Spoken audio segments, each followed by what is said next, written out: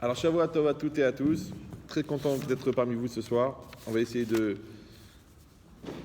J'ai dit plusieurs fois dans les cours que le but des conférences, c'est pas de transmettre des connaissances. Aujourd'hui, vous avez des sites, il y a des livres, il y a des CD, il y a tout. Le but d'un cours, c'est d'essayer de faire gagner 10 ans de maturité, de faire un accélérateur, de grandir, de s'assumer mieux dans sa Torah, mieux dans son couple, mieux dans son rôle de parent ou d'enfant.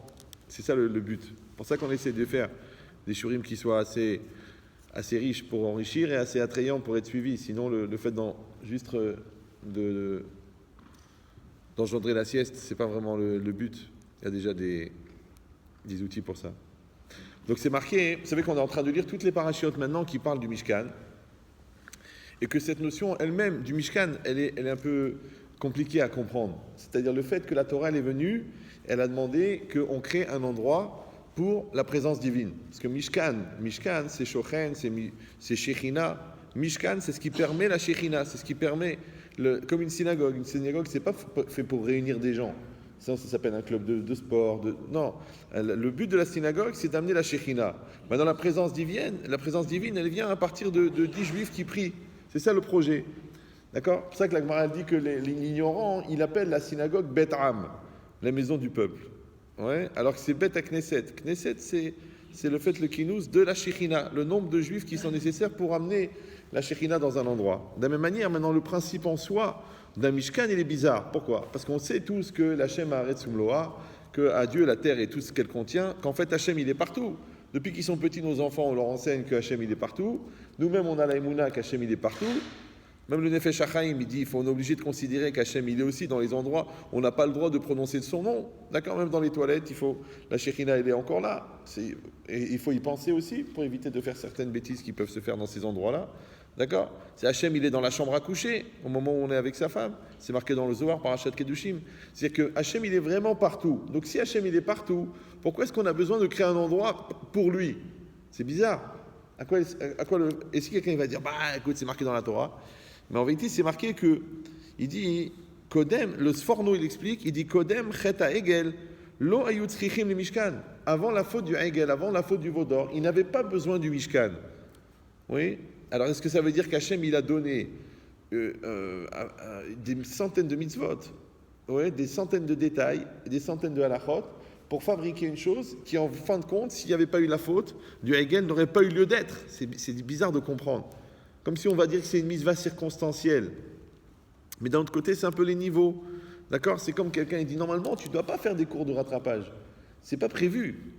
Mais si tu fais rien à l'école, alors il y a des profs de rattrapage. C'est comme ça. Donc la logique du Mishkan qui vient en réparation du Hegel, d'accord ? Qui vient juste parce qu'il y a eu la faute du Hegel. Donc après, il faudra comprendre le lien qui existe entre le Hegel, la faute du Hegel et la faute du Vaudor, et le fait que le Mishkan, il doit être introduit dans le camp d'Israël. Il y a une logique, c'est qu'au moment où quand c'est marqué, quand c'est marqué que les Israël, ils ont eu peur, parce qu'ils ont vu que Moshe Rabbeinu, il tardait à rentrer, d'accord ? Alors ils ont eu peur, et à ce moment-là, le Satan, il leur a envoyé la vision de la tombe de Moshe, ils ont senti que Moshe Rabbeinu était mort, et ils se sont paniqués. Et quand ils se sont paniqués, ils ont demandé, non pas, comme explique les Mefarshim, le Ramban, le Rachaim HaKadosh, c'est pas qu'ils ont voulu faire l'idolâtrie. C'était la génération qui est sortie d'Égypte, ils ont vu tous les miracles. C'est pas possible qu'eux-mêmes ils fassent l'idolâtrie. Donc en fait, qu'est-ce qu'ils ont voulu ? Ils ont voulu un Emtsa'i, un intermédiaire entre eux et Hachem. D'accord ? Ils ont voulu un manhig. Pourquoi ? Parce que maintenant, eux, ils étaient en Égypte, tranquilles, esclaves, tranquilles. Vous savez qu'il n'y a pas plus tranquille que l'esclavage. Maintenant, il vient, Moshe Rabbeinu, il leur dit, on sort d'Égypte. Ok, ils font confiance. Ils sortent d'Égypte. Et celui qui les a sortis d'Égypte, ils sont 3 millions de personnes. Ils partent avec leurs enfants, leurs parents, leurs grands-parents. Ils arrivent dans le désert. Celui qui les a amenés, il leur dit, écoutez, je reviens. Il ne revient pas. C'est comme si un gars, il a organisé un Pessah en Ouzbékistan. Vous arrivez avec toute la famille et l'hôtel, il est fermé. Et le gars, il n'est pas là. Vous savez qui maudire, Et c'est la veille de Pessah. Vous allez devenir cinglé. Et bien là, ce n'est pas un Pessah. C'est 40 ans dans le désert, 3 millions de personnes, et le dirigeant n'est pas là. Et à ce moment-là, dans cet espace-là, de vide, de dirigeant, il arrive le Vaudor. Maintenant, prenez que le Ham Israël, c'est comme une personne, et que le dirigeant, c'est la conscience. Et bien, quand une personne, dans sa vie, elle a un passage à vide, oui, c'est là que le vaudor, il vient. Quand dans un couple, il y a un passage à vide, c'est là que Chas Shalom, la voisine ou la collègue de travail, elle intervient. Ouais.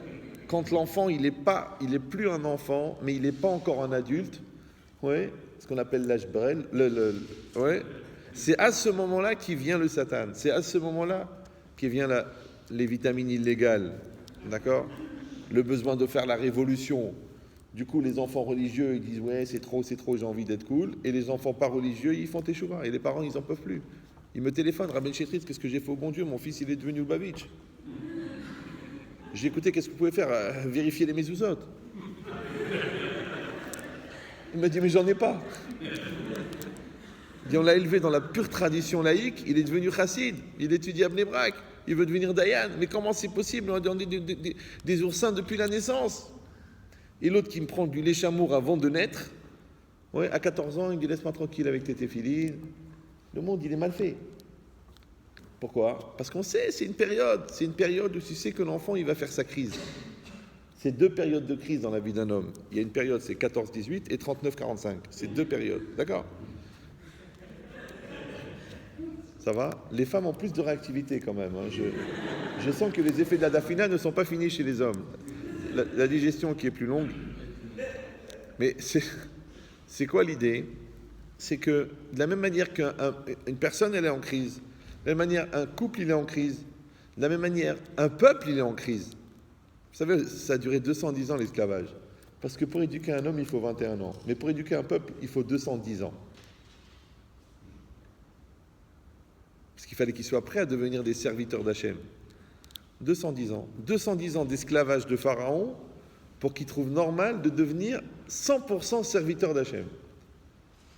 Mais s'ils avaient été esclaves à mi-temps en Égypte, quand Hachem les aurait libérés, il aurait dit « Vous voulez devenir mes serviteurs ?» Ils auraient dit « Écoute, le matin, on est pris. Maintenant, si tu veux, l'après-midi, on peut faire quelque chose. » Mais là, comme ils étaient 100% esclaves de Pharaon, et Pharaon, c'est Péra, c'est la mauvaise bouche, c'est lié de Serara, donc ils ont compris qu'est-ce que ça veut dire d'être serviteur d'Hachem à 100%. Je ne sais pas si vous me suivez. Donc d'un côté, c'est 210 ans d'horreur, et de l'autre côté, c'est 210 ans de préparation à devenir des serviteurs d'Hachem. Bah oui, parce que si vous croyez en Dieu, oui, en tout, ouais, en heures cumulées, ça dépend des calculs. Maintenant vous, tout le monde croit en Dieu, là? Oui, non? D'accord. Au niveau philosophique, c'est intéressant. Mais attention, parce que ça provoque des facilités de transit. Donc c'est quoi l'idée? C'est que la croyance en Dieu, on l'a déjà expliqué 1 million de fois, c'est pas juste de manger cachère, de faire Shabbat, de porter la jupe, c'est pas ça la croyance. Ça, c'est évident, ça, sinon il faut envisager la conversion. D'accord? Non, la croyance, c'est d'accepter que ce que Hachem organise, c'est d'une précision tellement violente que les 3/4 des gens ont du mal à l'accepter. C'est-à-dire que tout ce qui arrive, c'est nécessaire. Après, la question, c'est qu'est-ce que je vais faire avec ça? C'est comme un tremplin. Avec un tremplin, tu peux sauter 2,50 m ou tu peux te casser les 2 chevilles. Ça dépend comment tu le prends. Ouais, quand tu as des enfants intelligents, ou ça peut être une source de satisfaction et une source de motivation personnelle, ou ça peut être une frustration que tu veux absolument les rendre brels, de peur qu'ils se rendent compte que c'est toi le brel. Pourtant, eux, objectivement, ils sont intelligents. Il y a des gens, ils ont tellement été convaincus depuis qu'ils sont petits qu'ils n'ont pas droit au bonheur, que quand ils arrivent au bonheur, ils font tout pour le casser. Parce qu'on leur a dit que depuis qu'ils sont petits, de toute façon t'es bête, de toute façon t'es gros, de toute façon t'es lourd, de toute façon t'es un raté. Donc le gars, il croit qu'il n'a pas droit au bonheur. Maintenant, ce qu'on a détruit chez lui, s'il l'utilise, ça devient une qualité. C'est qu'en fait, les défauts sont des qualités mal utilisées. Quelqu'un, il a redoublé 2 fois, mais grâce à ça, il a une combativité incroyable. Quand il arrive sur le marché du travail, il se bat, il trouve une place. Celui-là n'a jamais redoublé, il arrive sur le marché du travail, 17 lettres de refus, 8 ans de dépression.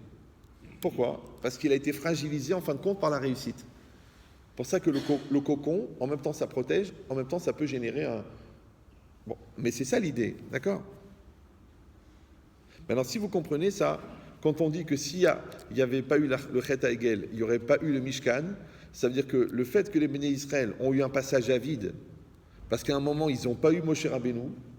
Oui, mais encore une fois, si on comprend que tout ce qui arrive est nécessaire, c'est-à-dire qu'ils voulaient voir comment les béné Israël vont se conduire quand ils sortent. C'est comme quelqu'un, il a fait la yeshiva pendant 3 ans, il sort de la yeshiva, paf, il enlève la kippa. Ouais, quelqu'un, il est marié, mon amour, mon cœur, ma vie, mon amour, mon cœur. Et après, il part pour 10 jours à Shanghai pour travailler. Il tombe sur une folle qui écoute France Info toute la journée. Et d'un seul coup, il remet en cause son mariage. Je dis, mais je comprends pas, tu nous dis mon cœur, ma vie, mon amour, tu donnes des conseils de Shalom Bayit et maintenant tu tombes avec la première folle qui arrive. Donc en vérité, l'épreuve, elle te montre le niveau où est-ce que tu es. Pourquoi? Parce que là, ta femme n'est pas là. Et là, l'école juive, elle n'est pas là. Tu te retrouves tout seul à la fac. Ouais. Et là, tu n'es plus avec ta communauté. D'accord? Tu as fait ta alia, tu t'es installé à Cholon.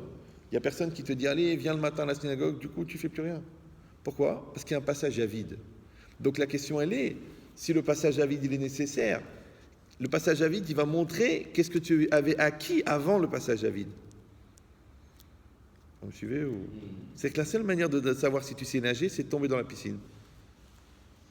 Donc les gens, ils s'affolent quand ils ont des difficultés de couple. Mais la difficulté de couple, elle fait la soudure du couple. Moi, une fois, quelqu'un m'a dit, vos cours de Shalom Bayit, ça sert à rien. Il m'a dit, moi, j'ai le Shalom. Je dis, oui, mais il n'y a pas de Bayit. C'est pas possible que tu mets un homme et une femme dans une maison et il n'y a pas d'électricité statique. S'il n'y a pas d'électricité statique, c'est qu'il n'y a pas d'amour non plus. Ça s'appelle le mépris. Ils cohabitent. Mais quand 2 personnes coexistent, il y a du satan, il y a des nerfs, il y a des stress, il y a des quiproquos, il y a des malentendus. Mais il y a aussi de la passion, il y a aussi de l'amour, il y a aussi de l'échange. Mais si Chazvé Shalom, s'il est nous tout, il y a un passage à vide. Parce qu'il a perdu son père, il a fait un dépôt de bilan. Elle-même, elle approche la ménopause, elle est mal dans sa tête, elle a perdu une grande copine à elle. Il y a un passage à vide. Attention, c'est une loi scientifique. Le vide n'existe pas. On dit la nature n'aime pas le vide. Donc la bouteille, là, vous la voyez, elle est pleine. D'accord? Et il y a de l'eau dedans. Si je la vide de l'eau, elle se remplit de quoi?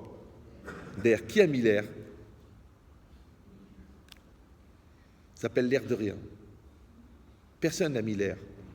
Ouais, il est rentré tout seul.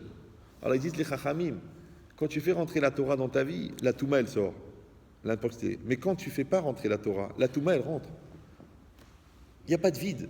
Vous me suivez ou non? Si vous n'avez pas un couple très très fort, ne venez pas me dire comment ça se fait qu'il y a quelqu'un au milieu. Mais tu as laissé la place.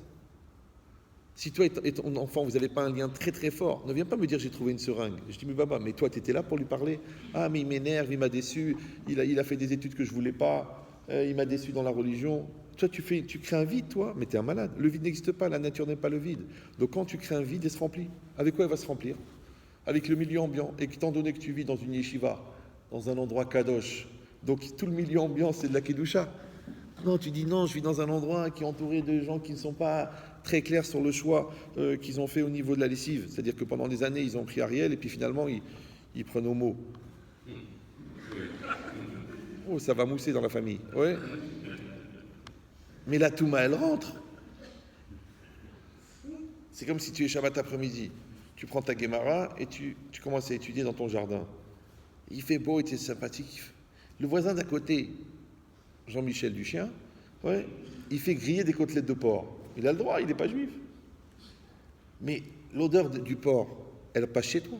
Maintenant, toi, tu es en train d'étudier la Gemara et tu sens l'odeur. Bon, Minatora, c'est pas assourd. Mais quand même, tu te sens mal. Tu dis, je suis en train de sentir les... Vous savez que l'odeur, c'est des particules petites qui se promènent. Donc, quand tu expires, bon, tu vas pas arriver à Kazaïd parce qu'il faudrait que tu respires pendant 28 ans. Ouais. Mais quand même, tu es en train de sentir le porc. Alors, ça te dérange. Tu peux pas aller lui dire, le gars, il a le droit de faire griller des côtelettes. Ok, mais réfléchis. Si déjà l'odeur du porc, elle traverse le jardin, tu crois que ce qu'il fait la nuit avec sa fille, ça passe pas les murs? Tu crois que ce qu'il regarde à la télé, dans les sites bizarres, ça passe pas chez lui, c'est chez toi? Tu crois que les embrouilles qu'il fait chez lui, ça rentre pas chez toi? Si déjà les parfums, ils passent, tu crois que les influences, elles passent pas? Pour ça, on dit, oh, il est rachat, oh, il est shréno. Malheur au rachat, malheur à son voisin. Donc ça veut dire quoi? Donc c'est ce qu'il dit le Rambam. Adam olech achar zvivotav. Un homme, il va selon son entourage. Alors tu dis, on est condamné en un seul mot. Ouais. Non, ça veut dire qu'il faut choisir ton entourage. Mais en tout cas, c'est sûr que tu ne peux pas rester parvé. Tu ne peux pas dire je suis ni Khalavi, ni Bassari, ni je suis un païen, Hazvé Shalom l'Alenu, ni un religieux, Hazvé Shalom. Il y a des gens, ils ont peur comme ça. Ils ont dit, oh, Dieu préserve. Mais quoi, Dieu préserve de quoi? Que tu vas devenir religieux. Pourquoi il n'y a que le rabbin qui est obligé d'être religieux? Parce que c'est sa profession. Et les autres, ils ne sont pas obligés. Mais on est tous des sales juifs, non? Alors, c'est pas grave si ça se voit. Donc c'est quoi l'idée? C'est que le Mishkan, il est venu pour combler un vide. Mais ce vide, il a été créé par la faute du Hegel. Maintenant, le Hegel lui-même, il est venu combler un vide. Parce qu'il y avait un vide avant la faute qui a amené le Hegel. Et après, il a fallu remplacer le Hegel par le Mishkan. C'est pour ça que quand les gens ils viennent me dire « Ah mais Chétrid, j'ai découvert que ma femme, que mon mari, que... » Je dis « Écoutez, d'abord, parlez-moi déjà de votre situation de couple. Est-ce qu'elle est forte? Est-ce qu'il y a de la solidarité? Est-ce qu'il y a de la communication? Est-ce qu'il y a de la proximité? » Il me dit « Non, il n'y a rien. » Je dis « Alors, qu'est-ce que tu veux maintenant? Il y avait la place. » Oui, tu dis « Oui, mon fils, j'ai découvert qu'il a... » Mais est-ce que tu parles avec lui? Est-ce que tu es proche de lui? Est-ce que tu l'aimes? Est-ce qu'il sait que tu l'aimes? Est-ce qu'il t'aime? Est-ce que vous en parlez? Est-ce que vous avez une communication? Communication, communiquer, communiquer commun, commun comme un. Ah non, nous c'est comme 2, comme 3, des fois c'est par Wi-Fi. Après tu t'étonnes qu'il y a de la place. Donc vous avez compris que la Avera, c'est pas de fauter. La Avera, c'est de laisser la place pour que la faute puisse arriver. C'est-à-dire que si toi t'en es déjà à constater les conséquences, tu es déjà à côté du film. Parce que toi tu dois être en train d'anticiper les causes, tu dois être pas en train de constater les conséquences. Parce que pendant que tu constates les conséquences, le Yetzer Hara, il prépare les causes pour la prochaine Avera, puisque Avera goreret Avera. Vous me suivez ou non? Donc dès que tu vois qu'il y a une petite distance qui se crée entre toi et ton mari, tout de suite, tu dois réfléchir qu'il y a quelqu'un qui va arriver dans sa vie. Tu dis, mais ça va pas, la tête? C'est automatique? Non, c'est pas automatique, c'est mécanique. Moi, je lui dis au gars, il me dit, oui, Ahmed Chétrid, j'ai un gros problème de communication avec ma femme. Je fais attention, il y a une collègue de bureau qui va arriver, super sympathique, ouverte d'esprit et d'ailleurs. Il m'appelle une semaine après, il me dira, vous êtes un prophète? Je dis, je ne suis pas un prophète, mais si j'étais le Satan, j'aurais organisé comme ça le programme. Parce que d'abord, il te crée un vide dans ton couple, après, il t'envoie la collègue. Après, la collègue, elle a des gros problèmes, tu lui parles en tout bien, tout honneur. Malheureusement, vous savez, quand on met du cœur dans quelque chose, le corps peut suivre. C'est comme ça. D'accord? Et après, là, maintenant, tu es menotté parce que tu as fait des promesses à la secrétaire et tu es menotté parce que l'autre, c'est la mère de tes enfants. Et le train, il démarre. Et tu es pris dans une position dans laquelle un gars de chez nous, il y a 2000 ans, il a été pris d'ailleurs, la même position. Il n'arrivait plus à se décider. On a été obligé de décider pour lui puisqu'on a fait une croix dessus. D'accord? Mais l'idée, c'est quoi? L'idée, c'est que c'est bizarre, hein. Je ne sais pas si vous avez déjà entendu ça, si le Rav il a déjà abordé ça, mais le but du Yetzer Hara n'est pas la faute. Le but du Yetzer Hara, c'est d'amener au doute. Et le doute, il va t'amener à fauter. Parce que tu te demandes, est-ce que c'est tellement important la religion? Tu vas fauter. Tu dis, est-ce que c'est vraiment de l'infidélité de penser à quelqu'un d'autre quand je suis avec mon mari sous prétexte qu'il sent des bras? Tu as commencé déjà à fauter. Ouais. Est-ce que tu dis, bon, si je mens à quelqu'un, mais c'est pour le shalom? Tu as déjà commencé à fauter. Si tu dis, bon, je vole et tout ça, mais c'est la parnassa, c'est pour ma famille, tu as déjà commencé à fauter. Avant de voler, quand tu as pensé que c'était possible que ça soit cachère, déjà tu as commencé à voler. Parce que tu as créé un espace. Et dans cet espace-là, il va rentrer l'opportunité de voler. Après, il va rentrer le client que tu vas voler. Après, il va rentrer la brigade financière. Après, tu dis, mais qui les a prévenus? La névoie. Ta grand-mère là-haut dans le ciel, la Lahma, elle leur a dit, allez vérifier. Monsieur Chichportiche, qu'est-ce qu'il fait là-bas avec les contrats? Ouais. Toi, tu dis, mais elle m'a vendu. Elle t'a pas vendu. C'est ta culpabilité qui appelle à être jugée. Ça s'appelle Altif Tarpe la Satan. C'est-à-dire, tu as peur d'être attrapé. Elle dit au bon Dieu, envoie-moi de me faire attraper. Comme un enfant quand il a volé, tu rentres à la maison, il fait comme ça. Je dis, toi, tu as quelque chose à te reprocher. Vous me suivez ou non? Maintenant, sachez que le Yetzer Hara, il a toujours 2 ou 3 coups d'avance. Donc toi, tu crois que maintenant que tu t'es réveillé, que tu es partagé dans tes sentiments entre ta femme et ta maîtresse, mais lui, déjà, depuis qu'il a créé des problèmes dans le couple, il a déjà calculé ça. Toi, tu crois le jour où tu as mis un coup de poing à ton fils et qu'il est parti pendant 3 jours de la maison, c'est là qu'il y a eu une cata. Mais non, c'est déjà il y a 3 ans, quand tu lui parlais mal, quand tu étais gros, tu étais nul, tu ne respectes pas. Déjà, il a déjà préparé cette crise-là dans 3 ans après. C'est-à-dire que si tu n'as pas une capacité d'anticipation, tu vas passer ta vie à courir après une réalité qui te précède. En vérité, ce n'était pas le sujet, mais je ne sais pas, c'est sorti comme ça. Moi, j'ai pris l'habitude de ne pas dire ce que je veux dire, mais je dis ce que les gens doivent entendre. Après, ils me disent, écoutez, j'avais amené une liste de questions, mais vous avez tout répondu. Je ne sais pas, c'est pas moi qui ai fait le cours. Ben, c'est exactement pareil. Que la personne, elle réfléchit, que ce qui arrive devant elle, c'est déjà une dynamique. Pour ça, Ezeu Chacham Aroet Anolad. C'est le sage, c'est celui qui voit ce qui va advenir, pas ce qui voit ce qu'il y a devant lui. À quoi ça sert de voir ce qu'il y a devant toi? C'est déjà trop tard. Donc tu dois te devancer. Donc tu ne dois pas constater les catastrophes. Tu dois percevoir les signes symptomatiques d'une catastrophe possible. Vous me suivez ou non? Parce que les gens, ils viennent. Ils disent, écoutez, Rabbi Jetrit, elle veut partir. Je dis alors. Elle me dit, bon, je l'insulte, je la frappe, je la crie, je la pourris, je la trompe. Mais pourquoi elle part? Je dis, mais t'as tout fait pour que ça ne marche pas. Il dit, mais mon père était comme ça avec ma mère. Je dis, ok, mais ta mère s'est pendue. Bon, on dit, mais ça n'a rien à voir. C'est qu'on dirait que les gens, ils sont aveugles. Les gens, ils ne se rendent pas compte qu'on récolte ce qu'on sème. Maintenant, pourquoi au moment où ils sèment, ils ne se rendent pas compte? Tu sais pourquoi? Parce qu'au moment où ils sèment, ouais, ils croient qu'ils sèment, alors qu'en vérité, ils sèment. Il y en a même qui atteignent le sum. On le dit en français, le summit. Non, le sommet. Le summit du sum. Il y en a même que c'est devenu des articles du sum, ça s'appelle l'arsum. Ouais. Pourquoi? Parce qu'ils n'ont pas cette conscience, ils n'ont pas cette projection, ils n'ont pas ce recul qu'on appelle le moussard. C'est quoi le moussard? Le moussard, c'est pas une marque de moussard rasé. Le moussard en français, c'est la morale. Mais le moussard, c'est ce que j'essaie de transmettre depuis 28 ans, c'est de mettre une caméra au-dessus de sa tête et de se regarder vivre en temps réel. Parce que nous, on a tous une caméra branchée, mais sur l'autre. T'as vu ce qu'il a fait, t'as vu ce qu'elle a dit, pour qui elle se prend, et qu'est-ce qu'il croit, et pourquoi il a fait ça, et c'est pas normal, t'as vu comment il parle à sa femme, il aura des problèmes avec ses enfants. Mais t'as pas compris, la caméra, c'est sur toi qu'il faut la brancher. Si tu es tellement psychologue de voir les erreurs des autres, essaye de chercher les tiennes. Maintenant, quand ta caméra, elle est branchée en continuel sur toi, ça s'appelle le moussard. Maintenant, il y a des caméras plus ou moins sophistiquées. Tu peux avoir la caméra la plus simple, ce qu'on appelle le miroir, se regarder dans la glace. Après, il y a une miroir au-dessus, c'est-à-dire de se regarder vivre, d'accord? Après, tu as des caméras très sophistiquées, d'accord? Le Messiat Echarim, le Rav Dessler, l'auto-analyse. Tu peux faire l'introspection. Il y a plein de manières de se regarder vivre. Mais combien tu gagnes de temps en faisant le travail toi-même, au lieu d'attendre que la vie, elle t'explique clairement, en te donnant 5 ou 10 bonnes raisons de comprendre que tu as fait des lourdeurs.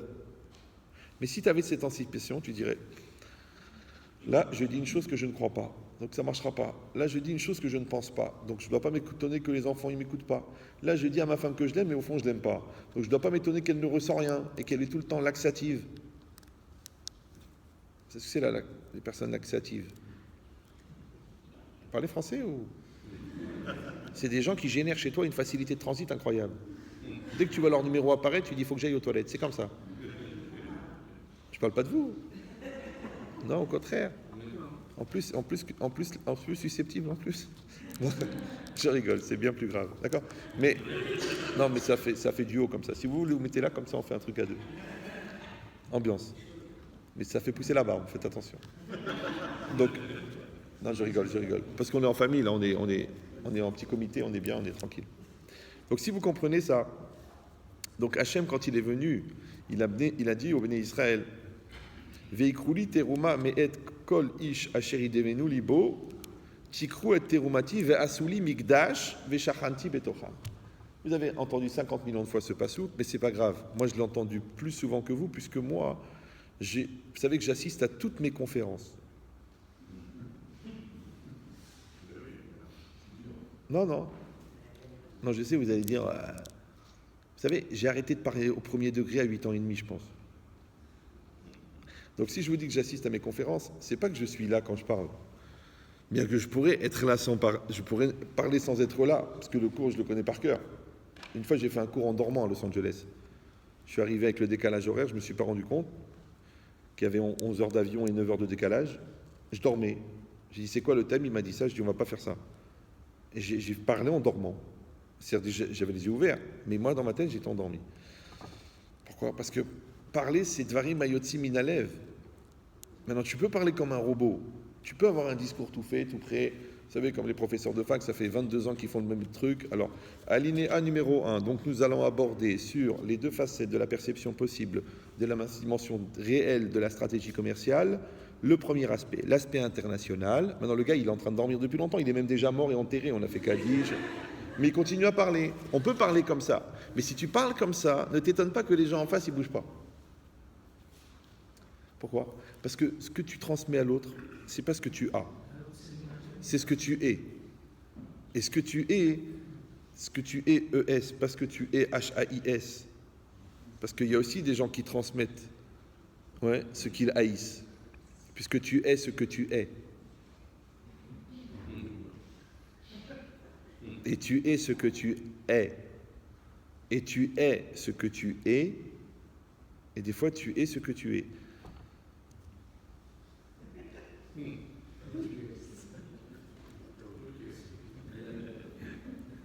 Ici, c'est pareil. Que quand la personne, elle va transmettre quelque chose, si elle n'a pas à cœur de dire ce qu'elle pense, de faire ce qu'elle dit, et surtout de penser ce qu'elle pense, c'est très possible que la personne qui l'écoute n'entende rien.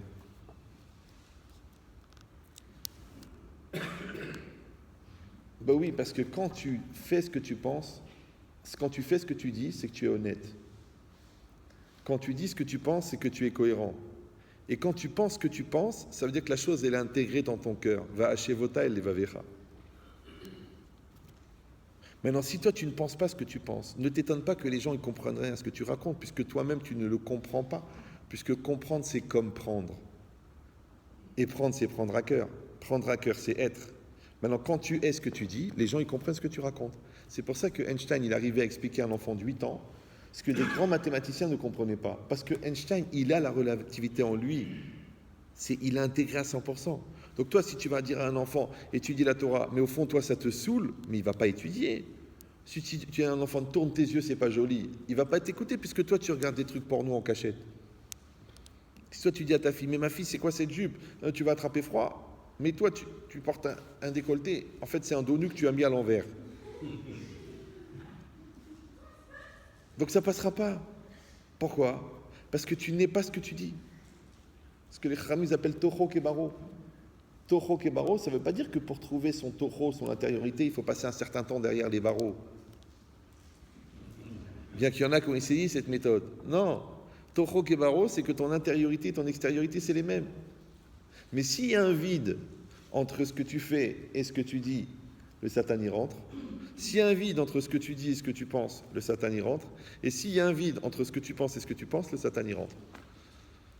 Maintenant, si toi tu arrives à maintenir ce qu'on appelle la linéarité existentielle, c'est-à-dire que depuis l'impulsion première de ta neshama jusqu'à la fin de ton ma'asé, de ton acte, tu es 100% présent, il n'y a pas de place pour le Yetzer Hara. Tu sais pourquoi? Parce que la phrase la plus simple du monde, c'est quoi? Je veux cela.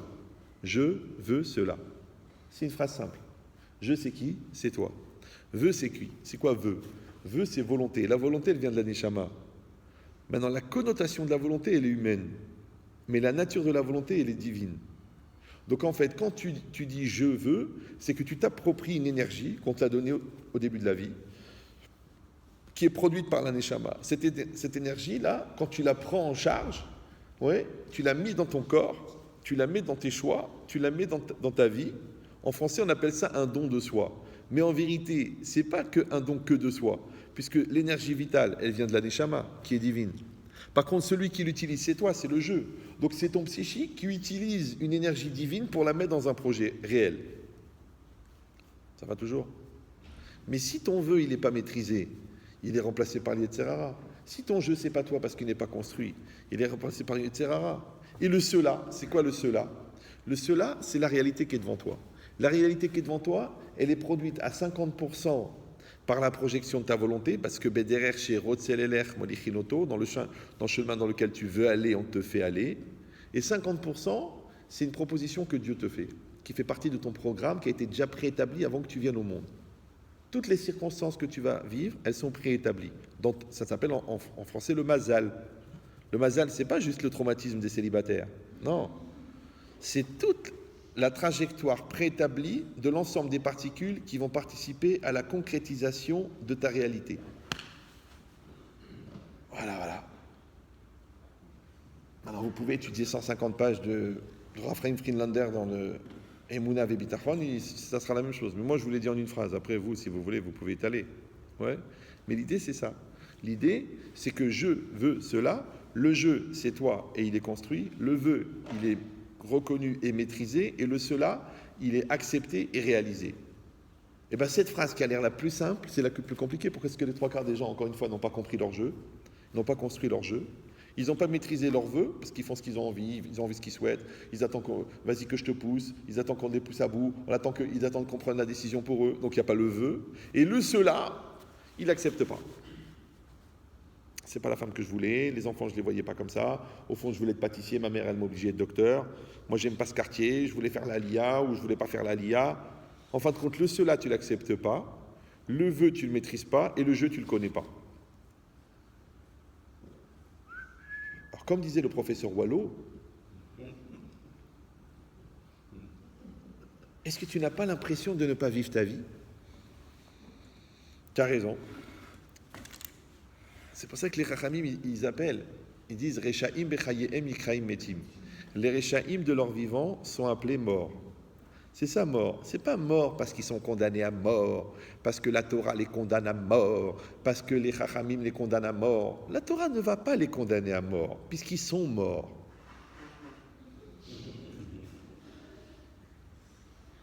C'est marqué dans la Torah, Kilo irpot bemot amet. Hachem ne désire pas la mort du mort.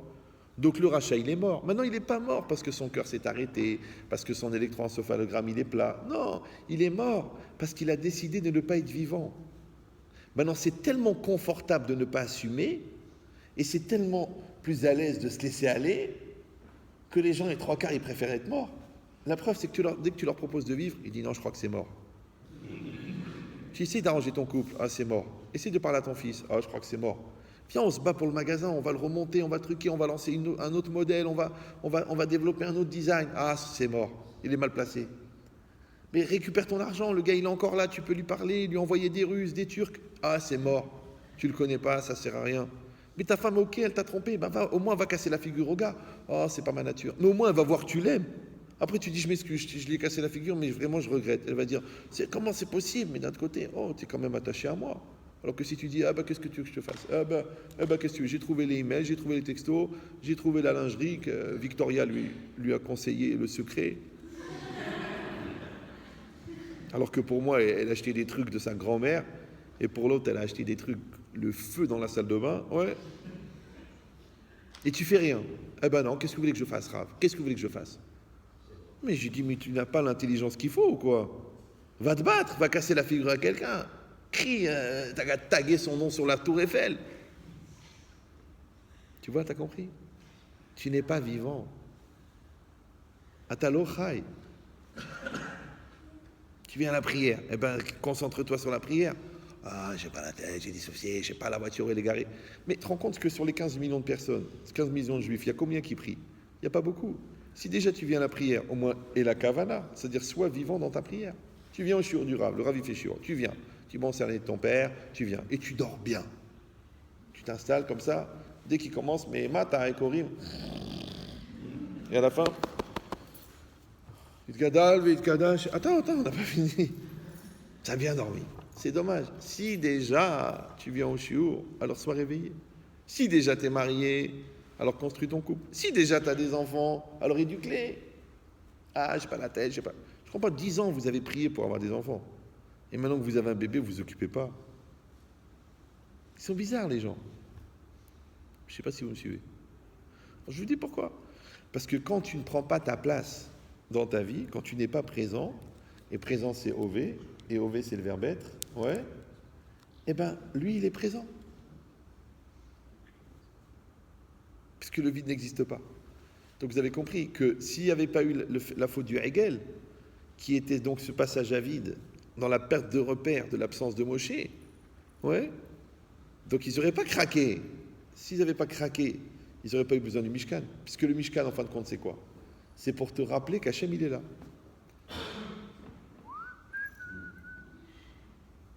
Bon, je ne vais pas partir maintenant. Parce que vous voulez encore entendre des petits trucs, non? Alors, quand c'est marqué dans le Passouk, Ve'ikrouli teruma, Hachem, il a demandé, pour qu'on construise le Mishkan, un don. Un don de quoi? De chacun. Maintenant, Hachem, il n'avait pas besoin. Vous savez, c'est Hachem qui a donné les tables de la loi. Maintenant, les tables de la loi, vous savez qu'elles étaient faites en diamant d'un seul morceau. La Gemara a dit qu'elle pesait 150 kilos. Imagine un diamant de 1 carat, combien ça pèse? Maintenant, 150 kilos de diamant. Et deux comme ça. Ouais. Donc le bon Dieu, il aurait pu donner tout ce qu'il fallait pour faire le Mishkan. Qu'est-ce qu'il a eu besoin? Que les Béné Israël participent. Genre, j'ai besoin de vous, chacun il va donner ce qu'il peut. En vérité, pourquoi? Parce que tu n'es rattaché qu'à une chose dans laquelle tu as investi. Toi, tu as investi pour la synagogue, tu as payé ça, tu as payé ça. Toi, tu veux payer chaque mois. Toi, tu veux te donner. Toi, tu participes au minyan. Toi, tu viens au shiur. Toi, tu viens au Melavé Malka. Toi, tu viens. Alors, c'est ce que tu donnes qui fait que tu réalises, et c'est ce que tu donnes qui fait que tu es rattaché. Je vais vous raconter un truc incroyable. Une fois, une maman, nous, son fils, il est tombé amoureux de quelqu'un qui n'est pas vraiment de chez nous. Ouais. Et il a dit, je vais aller vivre avec elle. Elle a été voir un grand rave. Il a dit, faut pas, non, il a dit, c'est impossible, il veut rien savoir, il veut truquer, je vais le perdre. Il a dit, tu acceptes en tant que mère, mais à une condition, tous les jours, c'est toi qui fais à manger, c'est toi qui laves le linge. Il dit, mais Rav, comment je vais faire? Il est à 5 km, il habite avec elle, à 5 km de la maison, tous les jours. La fille, pendant 1 an, la mère, tous les jours, elle a amené à manger, et tous les jours, elle a lavé le linge. Elle prenait le linge sale, elle amenait à manger, elle ramenait le manger pendant 1 an. Au bout d'1 an, il a quitté, il est rentré à la maison. Pourquoi? Tu sais pourquoi? Parce qu'il n'a rien reçu d'elle. Tu manges le manger de ta mère, tu aimes ta mère, bien qu'il y a certaines cuisinières qui sont proches de l'homicide volontaire. Oui, tu reçois l'argent de ton mari, tu es attaché à ton mari. Tu reçois le manger de ta femme, tu reçois l'amour de ta femme. C'est l'amour de ta femme qui est imprégné à l'intérieur des particules de l'omelette. Vous me suivez? C'est ça qui nous rattache. Quand tu laves le linge de ton mari, d'accord? Eh bien, il reçoit l'amour dans la chemise. Il porte l'amour de sa femme dans sa chemise. Quand tu repasses, tu dis, mon amour, mon chéri, mon cœur, ma vie. C'est comme ça qu'il faut faire. Ouais. Et toi, quand tu vas lui acheter un cadeau, tu penses à elle, tu dis, elle m'a donné 4 enfants, son caractère, sa surcharge pondérale. Tu dois bénir tout ça. Parce qu'elle s'appelle Bracha. Tu l'as épousée à 60 kilos, maintenant elle est à 120. Ça veut dire que tu as doublé la bénédiction. D'accord? Donc tu reconnais tout ça. Et bien cette reconnaissance que vous avez l'un envers l'autre, ce don que vous avez l'un envers l'autre, c'est ça qui vous rattache. Donc Hachem, il a dit, comment vous allez être attaché à moi si vous ne m'avez rien donné? Ve'ikrouli teruma. Vous me suivez ou non? Ve'ikrouli, ils prendront pour moi teruma, mais et kol ish asher devenu libo. Et ça commence le premier problème. Parce que asher devenu libo, si on traduit littéralement, ça veut dire de quelqu'un qui donnera avec générosité, une générosité de cœur. Et ve'ikrouli, c'est un langage dur, parce que la kahat en hébreu, ça veut dire prendre. L'iten, ça veut dire donner. Maintenant, donner, c'est doux, et prendre, c'est violent. Par exemple, je prends la bouteille. Je la prends, la bouteille. D'accord? Maintenant, je peux pas donner à la bouteille. Je dis, tiens, je vais donner à la bouteille. Je ne peux rien lui donner à la bouteille. Par contre, la bouteille, je peux la prendre. Donc, ça veut dire que le verbe prendre, il est adapté à l'utilisation des objets. Et donner, c'est adapté au rapport à la personne. Je donne à une personne et je prends un objet. Vous me suivez ou non? Ça va? Voilà. Maintenant, les goïms, ils disent prendre du plaisir. On ne doit pas prendre du plaisir, on doit donner du plaisir. Tu vas dire, c'est pas grave si moi je prends et l'autre il prend. Non, parce que moi quand je te donne 100 euros et toi tu me donnes 100 euros, on a combien chacun? 100 euros. Mais si moi je te prends 100 euros et toi tu me prends 100 euros, on a combien chacun? On a 100 euros, mais on n'a rien à voir les deux. Parce que toi, tu as été l'objet de mon désir et moi, je suis l'objet du tien. Donc, on est deux objets de consommation courante pour l'autre. Maintenant, c'est très rare que quand quelqu'un il a utilisé un objet, il garde l'emballage, même si c'était le premier. Surtout que l'emballage se détériore de plus en plus avec le temps. C'est-à-dire que la baisse des valeurs boursières n'est pas qu'un problème financier.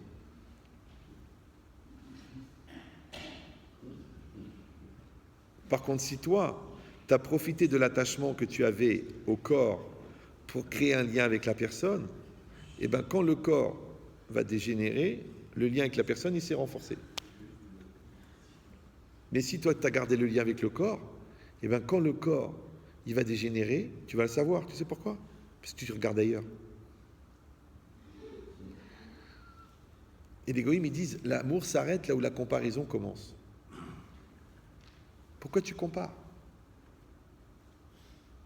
Maintenant que tu compares la maison de l'autre, ou tu compares la femme de l'autre, ou tu compares le business de l'autre, ou tu compares l'intelligence de l'autre, ou tu compares le mazal de l'autre, tu dis, ouais, lui, il a de la chance, moi, j'ai pas de chance.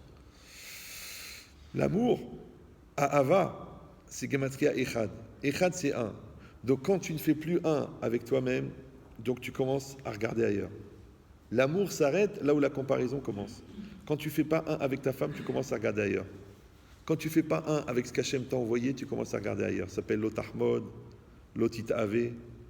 Interdit la convoitise. C'est quoi la convoitise? La convoitise, c'est de penser que le mazal de l'autre, il est meilleur que le tien. Or, Confucius l'avait bien dit à son époque. Kol wardu mazalo. Vous parlez le mandarin. Parlez-le bien parce que ça sera la future prochaine première langue française. Alors, donc, qu'est-ce qui est marqué ici? Ici, c'est marqué, comme dit Marine, il ne faut pas se voiler la face. D'accord? Mais c'est quoi cette idée-là? Cette idée, c'est que maintenant, on a un paradoxe. D'un côté, la Torah, elle veut, Hachem, il veut que tu donnes avec générosité, Mikol ish asherit devenu libo, et d'un autre côté, c'est marqué Vei krouli teruma. Ils prendront pour moi. Et ça, c'est un acte de domination, c'est un acte de force, c'est à la limite de se forcer à Vei krouli. La kachat, c'est dur. Oui?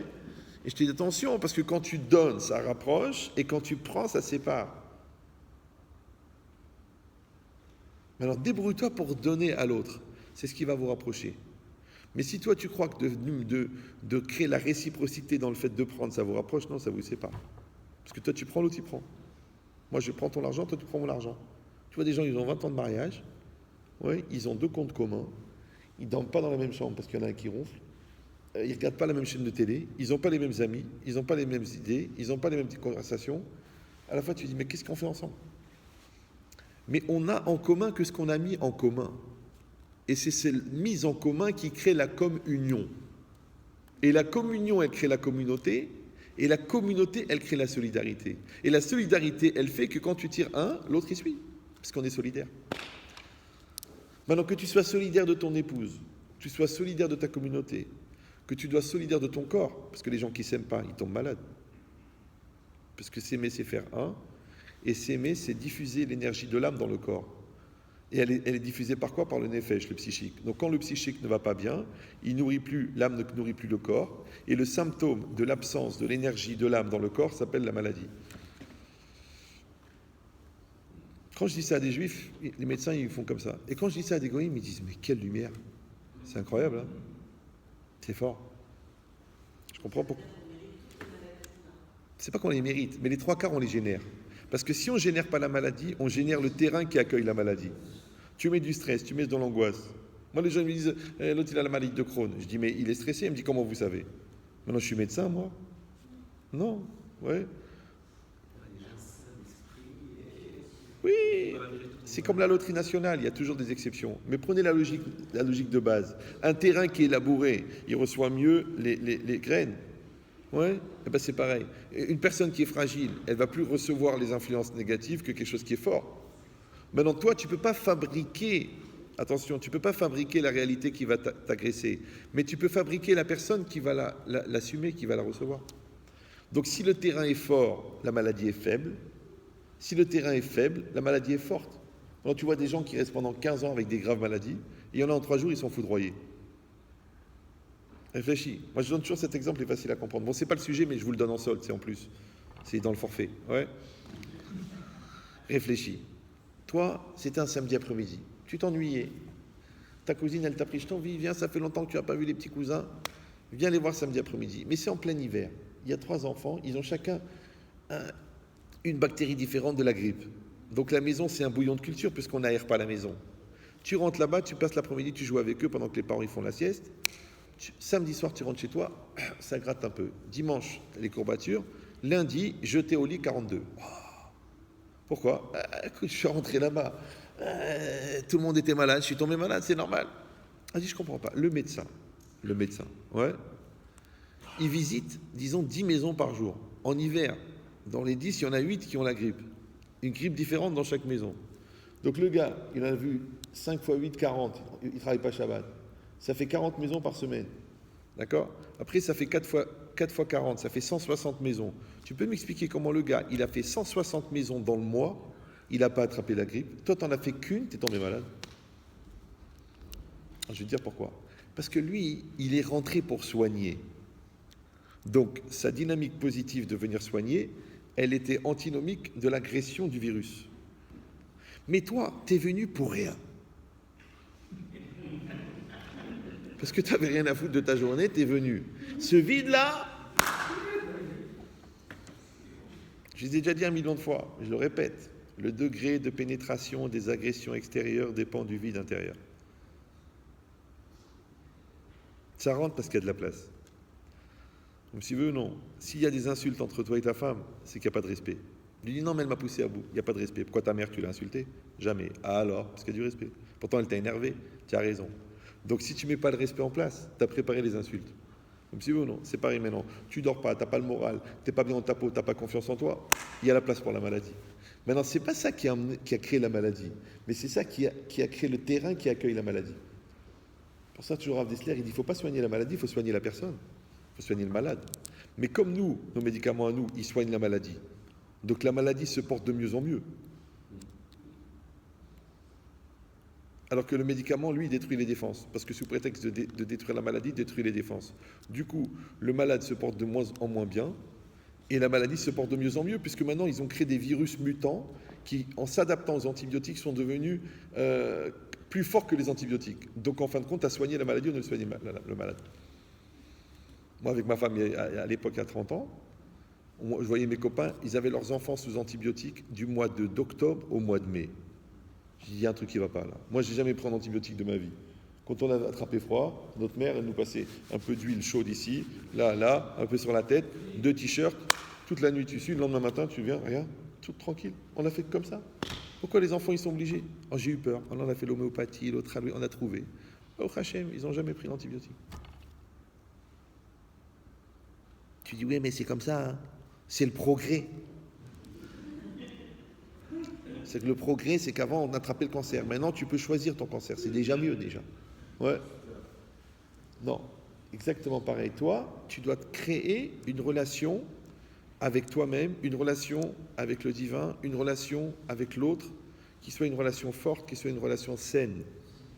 Ouais. Et sainte. Maintenant ici, dans le passouk, c'est marqué, encore une fois, une ambivalence. Parce que d'un côté, on dit Veikrouli, et ils prendront, et de l'autre côté, Mikol Ish Asherit Devenu. Pourquoi?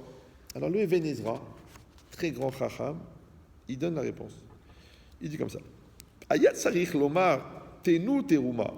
On aurait dû dire donner de la Teruma. Pourquoi on a dit Veikrouli Teruma? Il fallait marquer Veitnuli Teruma. Ils me donneront la Teruma, puisque c'est marqué Mikol Ish Asherit Devenu. Ouais. Il dit et là, Dekechu Teruma Ainu Netina. Prenez la terouma, ouais. En vérité, ça signifie donner la terouma. Ça veut dire. Alors Rav Dessler, lui, il développe d'une autre manière, mais en superposant les deux, on comprend. En fait, dans chaque netina, il y a une lekicha. C'est-à-dire qu'à chaque fois que tu donnes quelque chose, tu prends quelque chose. Pourquoi? Parce que tu prends de toi pour donner à l'autre.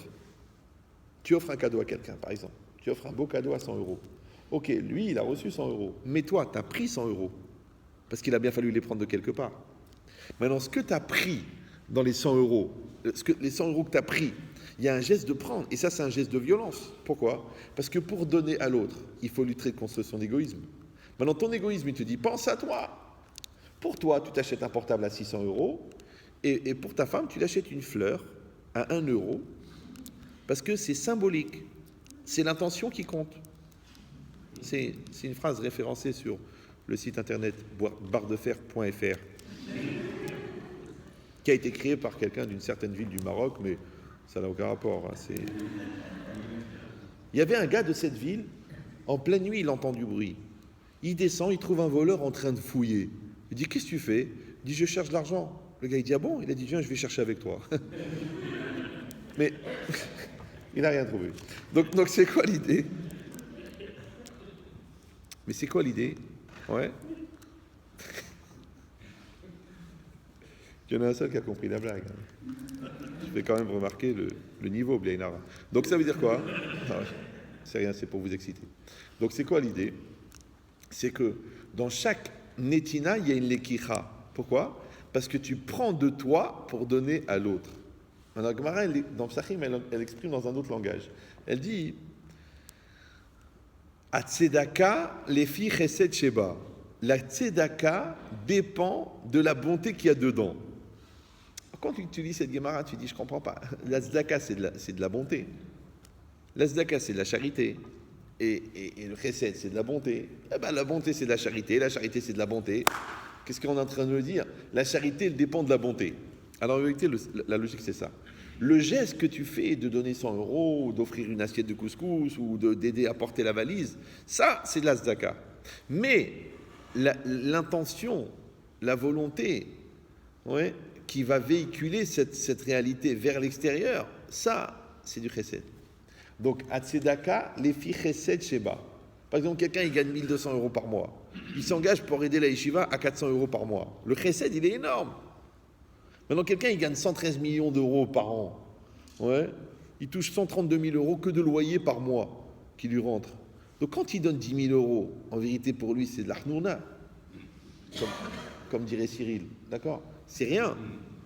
Mais toi, tu es impressionné. Tu dis, bah, quand même, il a donné 10 000 €. Mais c'est quoi 10 000 €? C'est quoi? C'est rien. À Monaco, la dernière fois qu'il a été, il a laissé 3 millions d'euros sur la table. Il a perdu aux cartes, au blackjack. Donc, quand il a donné 10 000 €, c'est même pas. Un peu moins. Ouais, c'est rien. Pourquoi? Parce qu'il y a tzedaka, aval en chesed. A tzedaka, les filles chesed sheba. Maintenant, c'est quoi le chesed? C'est la volonté de donner. Comment on appelle ça en français? Puisque la volonté, elle vient de la neshama, et qu'elle s'imprègne de ta personnalité au moment où elle traverse ton psychique, ton moi, d'accord? Donc, comment on appelle cette volonté qui va véhiculer le projet de donner? En français, ça s'appelle le don de soi. Vous comprenez ou... Parce que c'est très... Quand vous savez, il a donné de lui-même. Mais c'est quoi donner de soi-même? C'est quoi? J'ai pris un bras, je l'ai donné. C'est quoi donner de soi? C'est quoi le don de soi? Eh bien, le don de soi, en vérité, c'est que cet argent-là, j'aurais pu l'utiliser pour moi. Donc, quand je t'ai donné cet argent, c'est pas l'argent que je t'ai donné. Je t'ai donné tout l'égoïsme que j'aurais dû garder pour moi. Vous me suivez ou... Maintenant, j'ai passé 2 heures avec toi. Je t'ai donné 2 heures. 2 heures de mon temps. Vous savez que le temps de vivre, il est calculé. La date de la mort, elle est fixée à la seconde près. Donc, quand j'ai donné 2 heures pour toi, je t'ai donné de ma vie. Je l'ai pris. Ah, tu me dis, oui, mais de l'autre côté, tu perds 2 ans à t'entêter. Alors, si tu perds 2 heures à m'aimer, c'est pas très grave. C'est vrai. On gaspille tellement de temps que des fois, on se demande si le temps qu'on donne, il a une valeur par rapport proportionnellement au temps qu'on perd. Parce que si on calcule la valeur du temps à l'utilisation que tu en fais, vu tout le temps que tu gaspilles, on ne sait pas si vraiment le temps que tu donnes, il a une valeur. Comme disait Albert, c'est relatif. Bon. Il y avait un taux de réactivité qui est proche du coma, mais c'est pas grave. Donc si c'est ça l'idée. Alors, j'ai besoin des blagues pour savoir si vous suivez, parce qu'il y a des gens qui arrivent à dormir avec les yeux ouverts. Donc pour faire plaisir, il reste comme ça, il bouge un peu la tête, de temps en temps, comme le chien en plastique à l'arrière de la R12, d'accord? Mais la blague, tout de suite, elle te dit si la personne elle est là avec toi ou non. Alors que le raisonnement, tu ne peux pas savoir, parce que tu crois qu'il réfléchit, en fait, il digère. Ouais. Mais quand il rigole, c'est qu'il est avec toi. Maintenant, moi, je profite de l'acuité intellectuelle que vous développez à maintenir une tension cognitive pour absorber la prochaine blague, pour introduire le prochain hidouche.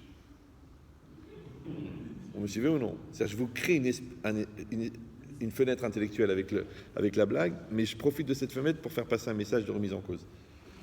C'est presque de la démagogie. Alors qu'en fait, c'est de la pédagogie. C'est comme ça. Parce que comme si vous vous moquez de vous-même en écoutant votre Yetzirah, donc moi je suis obligé de me moquer de vous pour pour vous rencontrer vous-même. C'est compliqué, c'est pas grave. Ah, j'ai soigné des psychiatres. Hein. Donc qu'est-ce qui est marqué ici? Et des coiffeurs aussi, c'est normal, à force de couper les cheveux en quatre. Donc ce qui est marqué ici, c'est qu'en fin de compte, la Torah, elle a créé un phénomène extraordinaire qui s'appelle la bonté. Olam Hesed Libanais. Le monde est construit par la bonté des Libanais. D'accord? Mais c'est quoi? C'est que quand tu donnes, tu fais un double travail. Un travail qui s'appelle que tu donnes à l'autre et un travail que tu prends de toi. Maintenant, pourquoi j'ai besoin pour me donner à moi, tu prennes de toi? Moi, j'aurais pu dire, tu sais quoi, j'ai un certain nombre d'éléments que je peux donner, sans prendre de moi. Moi, je vais te donner ces éléments, toi, tu vas me donner ces éléments, mais je ne vais pas te donner de moi. Pourquoi j'ai besoin que tu me donnes de toi? Vous me suivez ou non? Alors, je te dis le secret. Qu'est-ce qui nous relie les deux? Ce qui nous relie, c'est que toi, tu retrouves de moi en toi, et que moi, je retrouve de toi en moi. Maintenant, pour que moi, je trouve de toi en moi, il faut que je puisse accueillir en moi ton toi. Mais pour que ton toi, il pénètre chez moi, il faut que j'ai fait un vide en moi pour accueillir ton moi. Donc le don de moi, le don de soi, crée un espace pour récupérer le moi que l'autre va investir chez moi. Donc moi maintenant, je vais trouver mon moi, ton moi en moi, et toi tu vas trouver mon moi en toi. Essayez pas de répéter, c'est pas la peine. Essayez de suivre. T'as compris l'idée ou non? Super. Et si vous allez dire, bah, écoutez, c'est quand même assez évident, bah, je m'excuse, hein, mais moi, de mon expérience de zoologie, j'ai remarqué que les gens, ils donnent à l'autre, mais ils n'arrivent pas à reconnaître le moi de l'autre en eux. Par contre, ils arrivent à déterminer la part de eux chez l'autre. Parce que regarde ce que je t'ai donné. Regarde ce que j'ai fait pour toi. Ce qu'on appelle de la manipulation. Ça s'appelle du chantage émotionnel. Ça s'appelle pas que je t'ai donné, ça s'appelle que je t'ai acheté. Donc, je ne reconnais pas ton moi en moi. Je reconnais mon moi en toi. Maintenant, reconnaître mon moi en toi, c'est le sommet de l'égoïsme. Et reconnaître ton moi en moi, c'est le sommet de la reconnaissance. Alors vas-y, décide qu'est-ce que tu veux faire. Donc vous avez compris que la seule manière de créer un espace en moi pour accueillir les efforts de l'autre, c'est que j'enlève un peu de moi. C'est pour ça qu'on dit que pour créer un amour commun, il faut détruire deux amours propres. Mais si tu maintiens l'amour propre, et tu cultives l'amour propre, et tu renforces l'amour propre, après tu dis comment ça se fait qu'on n'a rien en commun? Mais comment on va avoir en commun? Toi tu vis ta vie, moi je vis ma vie. Alors en fin de compte on n'a pas de vie commune. Et les enfants, c'est un accident chimique. Et on habite au même endroit, c'est moins cher le loyer. Et on dort dans le même lit, économie de chauffage. C'est pas ça l'amour. L'amour, c'est ce que j'ai sacrifié pour l'autre. C'est pas ce que j'ai reçu. Parce que tu vois, des enfants, tu leur as tout donné, ils te rendent rien. Parce que l'enfant est ingrat, même quand il est maigre.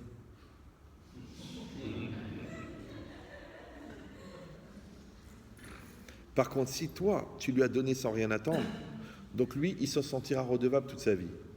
Mais si toi, tu lui as donné en attendant quelque chose, eh bien lui, il a l'impression qu'il a remboursé quand il t'a fait un cadeau. Donc plus que ça, il te doit rien. Tu dis, mais comment tu peux être tellement égoïste? Alors l'enfant, il dit, mais regarde-toi dans le miroir, qu'est-ce que tu me cherches à moi? Moi, mon seul défaut, c'est que je te ressemble. Maintenant, tu vas engueuler le fruit parce qu'il ressemble à l'arbre. Ça, c'est un grand auteur marocain qui s'appelait Boual Sara. Si vous l'avez connu. Ça y est, elle est revenue. Ça va? Hein? Non, de la simcha, il faut la simcha. Farha. Comme ma mère. Vous avez compris l'idée ou non? Non, j'ai l'air sérieux comme ça, mais j'adore rigoler, moi. Mais seulement, je rigole jamais. Mais j'ai beaucoup d'humour. C'est ambigu. Ouais. Parce que le rire, délire, c'est la perte de conscience. Ça, c'est Siradat, et ça, c'est la clé de la Avera. On est obligé de rester conscient. Maintenant qu'on formule les choses de manière sympathique, parce qu'il faut mettre de l'huile, sinon le moteur, il va casser. Un moteur, il y a de l'huile, sinon si tu mets que de l'acier, il casse. Mais il faut mettre de l'acier, parce que sinon c'est une friteuse, il n'y a que de l'huile. C'est pour ça que Albert, vous connaissez Albert? Il a dit le secret de l'univers, c'est le mouvement. D'accord? Il a raison, non? Mais dommage pour lui qu'il n'a pas étudié la Torah. Parce que nous, on a dit Ubechokotai, Telechu. Tout ce temps qu'il a perdu, ça fait de la peine. Ouais. La Torah, elle a dit Tishmeru, Tekayemu, Tarasu, ouais, Tizkeru, mais elle a dit Telechu. Dans mes lois, vous irez. Donc c'est quoi le mouvement qu'on crée dans la loi? Puisque Hachem, il a créé la Torah avant de créer le monde. Vous savez ça, d'accord? Et Hachem, il a regardé dans la Torah pour créer le monde. Donc le monde n'est qu'une projection de la Torah. L'homme, il a été créé aussi à partir de la Torah et du monde. Donc l'homme, il est une projection de la Torah. Maintenant, la réalité, elle est la projection de la Torah. Donc quand Hachem, il est venu, il a dit, dans ce monde-là, qui a été créé sur le modèle de la Torah, on vous a demandé d'aller, c'est-à-dire qu'un homme, il est dans le mouvement. Donc, Bechokotai Telechu, ça veut dire dans mes lois, vous irez. Maintenant, la trajectoire, c'est la loi. Mais le mouvement, c'est toi. Maintenant, si tu es en mouvement, mais pas dans la loi, tu es à côté de la plaque. On voit bien, les autres, ça fait, d'après eux, 15 milliards d'années. D'après nous, ça fait 6000 ans qu'ils cherchent, ils n'ont pas trouvé encore. Ils sont juste perdus tous les 10 ans, ils ont une nouvelle lecture, une nouvelle approche, une nouvelle vision. Pourquoi? Parce qu'il n'y a pas la loi. Mais il y a le mouvement. D'accord? Maintenant, s'il y a le mouvement et pas la loi, tu es perdu. S'il y a la loi et pas le mouvement, tu es mort. Ça s'appelle juif traditionnaliste. C'est des gens qui font des avérotes par tradition depuis des générations. On a l'habitude de manger les oursins à haut rang. Tu mets ça à sourd. Ah, commencez pas. Le matin, on suit la Créata Torah à Natania. L'après-midi, on essaye de grouper les pamplemousses vendus par deux à la plage.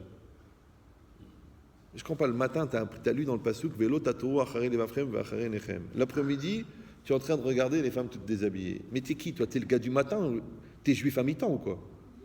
Tu dis oui, mais je suis traditionnaliste. Ok, donc ça veut dire qu'il faut faire tes chouvas.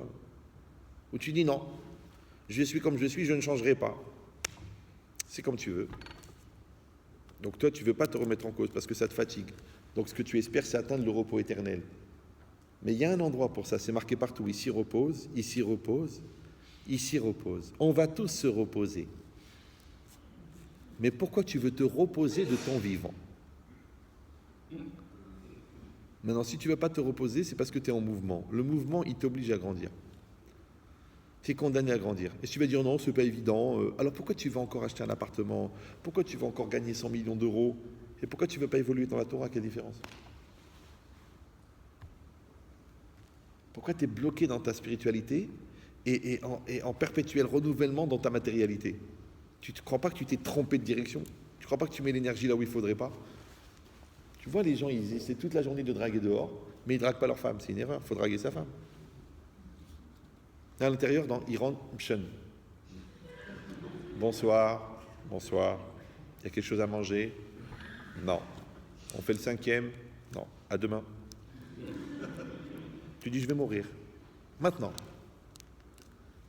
Et dehors, ah, comment ça va? Allez, on se fait une ambiance. Tiens, t'as un plan truc, tu veux boire? Oh, tiens, qu'est-ce qu'on fait? Ah, tiens, allez, on renouvelle, on développe. Je comprends pas, mais pourquoi t'es comme ça? À la maison, il était Mshen. Pourquoi? Parce que tu t'es juste inversé les tendances. Là-bas, c'est une fonction. Ici, c'est une mission. Là, c'est ça, là, tu es un papa. Et là, tu es un mec qui gagne de l'argent. Ok, il va gagner de l'argent.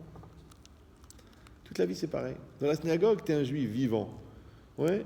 Et dehors, eh ben, tu es un juif, ce que tu peux. Toi, c'est le contraire, toi. Dehors, tu revendiques Israël, et dedans, tu oublies de t'amener tes téfilines quand tu es à la synagogue. Ah, monsieur le rabbin, j'ai oublié de téfilines. Je comprends pas, Chirac, il a amené une kippa. Toi, tu as oublié tes téfilines. Eh, j'ai pas pensé. Mais est-ce que la Brit Mila, tu l'as amenée? On sait, je sais pas, on sait jamais, des fois, que tu aurais coupé court à la discussion. Donc la logique, elle est là. Que quand tu crées quelque chose, Ouais, tu le crées à partir de ce que tu sacrifies, pas à partir de ce que tu reçois. Pourquoi? Parce que ce que tu as sacrifié, on ne peut pas te l'enlever. Mais ce qu'on t'a donné, tu peux le perdre. C'est pour ça que c'est marqué Charut ala luchot. Ouais, les écritures, elles étaient gravées sur les tables de la loi. Ils demandent les commentaires, mais pourquoi c'est pas écrit Katuv ala luchot? Ouais, Hachem, il aurait pu écrire, il aurait pu peindre, il aurait pu mettre une peinture très solide. Pourquoi il a dit Charut, gravé? Tu sais pourquoi? Parce que quand tu graves, tu enlèves quelque chose. Vous me suivez ou non? C'est ce qui va rester. Ouais, c'est parce qu'on l'a gravé. Si la Torah, elle ne s'est pas gravée en toi, c'est parce que tu n'as rien sacrifié pour la Torah. Si ton couple, il n'a pas pris une place en toi, c'est parce que tu n'as rien sacrifié pour ton couple. Si tes enfants, ils ne comptent pas pour toi, c'est parce que tu n'as rien sacrifié pour eux. Donc en fait, il faut toute sa vie trouver des occasions de sacrifier. Exactement le contraire de ce que la société propose. La société, elle propose consommation, individualisme, égoïsme. Fais-toi plaisir, fais-toi ton kiff, après moi le déluge, qui crève tous. Moi je profite, moi je prends, moi je gratte, moi je tire, moi j'utilise, moi je déchire, moi j'ouvre. Et quand est-ce que tu vas donner? Une fois par an, il y a le Téléthon. Tout le reste de l'année, je vais gratter. Mais c'est le contraire. Il faut chercher des occasions de donner. Alors je sais ce que vous allez me dire. Oui, ben si on donne, et l'autre, il donne pas. Maintenant, je vais être très violent. Mais je vous parle par amour, parce que vous êtes comme mes enfants. Quand l'autre, il t'a donné l'occasion de donner, il t'a déjà donné. L'autre, parce que vous savez des gens qui sont dans la folitude, ce qu'on appelle la solitude, et qui crèvent de pouvoir donner, mais qui n'ont personne à qui donner, parce qu'ils reçoivent un coup de fil par an, c'est pour les étrennes des pompiers. Donc ils en meurent d'avoir des gens à qui donner. Maintenant, toi, on t'a donné un enfant, 3 enfants, un mari, une belle-mère, une synagogue, t'as à qui donner, et tu te plains d'avoir à donner. Et on est toujours en train de me demander. Alors je te dis la base, ouais, c'est que quand l'autre t'a donné l'occasion de donner, il t'a déjà donné. Maintenant, si en plus qu'il t'a donné l'occasion de donner, il t'a dit merci, c'est bien. Si en plus qu'il t'a donné l'occasion de donner et qu'il t'a dit merci, il t'a rendu, c'est mieux. Mais c'est tout. Vous vous souvenez ou... Alors que toi, quand l'autre ne t'a pas rendu ce que tu as donné, tu es déçu. Donc ça veut dire que c'est pas un don que tu as fait, c'est un achat puisque tu as acheté le rendu en donnant. Comme si tu vas à la boulangerie, tu donnes 1 euro, il te donne une baguette. Maintenant, si le gars dit non, aujourd'hui, non. Tu lui dis, mais t'es malade, je te donne 1 euro. Ça s'appelle en français du donnant-donnant. Maintenant, attention, parce que le donnant-donnant ne fonctionne que quand il y a du donnant. Donc, quand il y a du donnant, il y a du donnant. Mais quand il n'y a pas de donnant, il n'y a pas de donnant. Donc, moi, je te conseille, tes enfants, ne leur donne pas de l'argent de poche. Fais un effort pour eux. Vous me suivez ou non? Parce que si tu leur donnes de l'argent de poche, tu achètes leur sourire. Mais si tu fais des efforts pour eux, tu achètes leur gratitude. Alors tu décides qu'est-ce que tu veux. Tu veux des enfants reconnaissants ou des enfants profiteurs? Si tu les stresses, ils vont être hypocrites. Maintenant tu dis, il a fait ce que je lui ai dit, parce qu'il est hypocrite. Mais par derrière, il fait le contraire. Maintenant, si tu lui donnes de la pression, il te rend de l'hypocrisie. Si tu lui donnes de la confiance, il te rend de la maturité. Qu'est-ce que tu veux? Tu veux des enfants matures ou des enfants hypocrites? Choisis. Tu dis oui, mais pour lui faire confiance, il faudrait déjà que j'ai confiance moi-même en lui. Et j'ai pas confiance. Eh bien, c'est ça le problème. Et pourquoi tu n'as pas confiance en lui? Eh bien, parce qu'au fond, j'ai pas confiance en moi. Eh bien, voilà, c'est ça le problème. Donc, avoir confiance en l'autre, c'est sacrifier le fait de ne pas avoir confiance en soi. Maintenant, je dis, je vais avoir confiance en moi. Parce que pourquoi j'ai pas confiance en moi et j'ai pas confiance dans mon fils? Parce que mon père avait pas confiance en moi. Donc, en ayant confiance en lui, je détruis le cycle de réincarnation du manque de confiance qui passe d'une génération en génération depuis 64 générations, depuis Ouarzazate, ou la Tunis, ou la Gabès.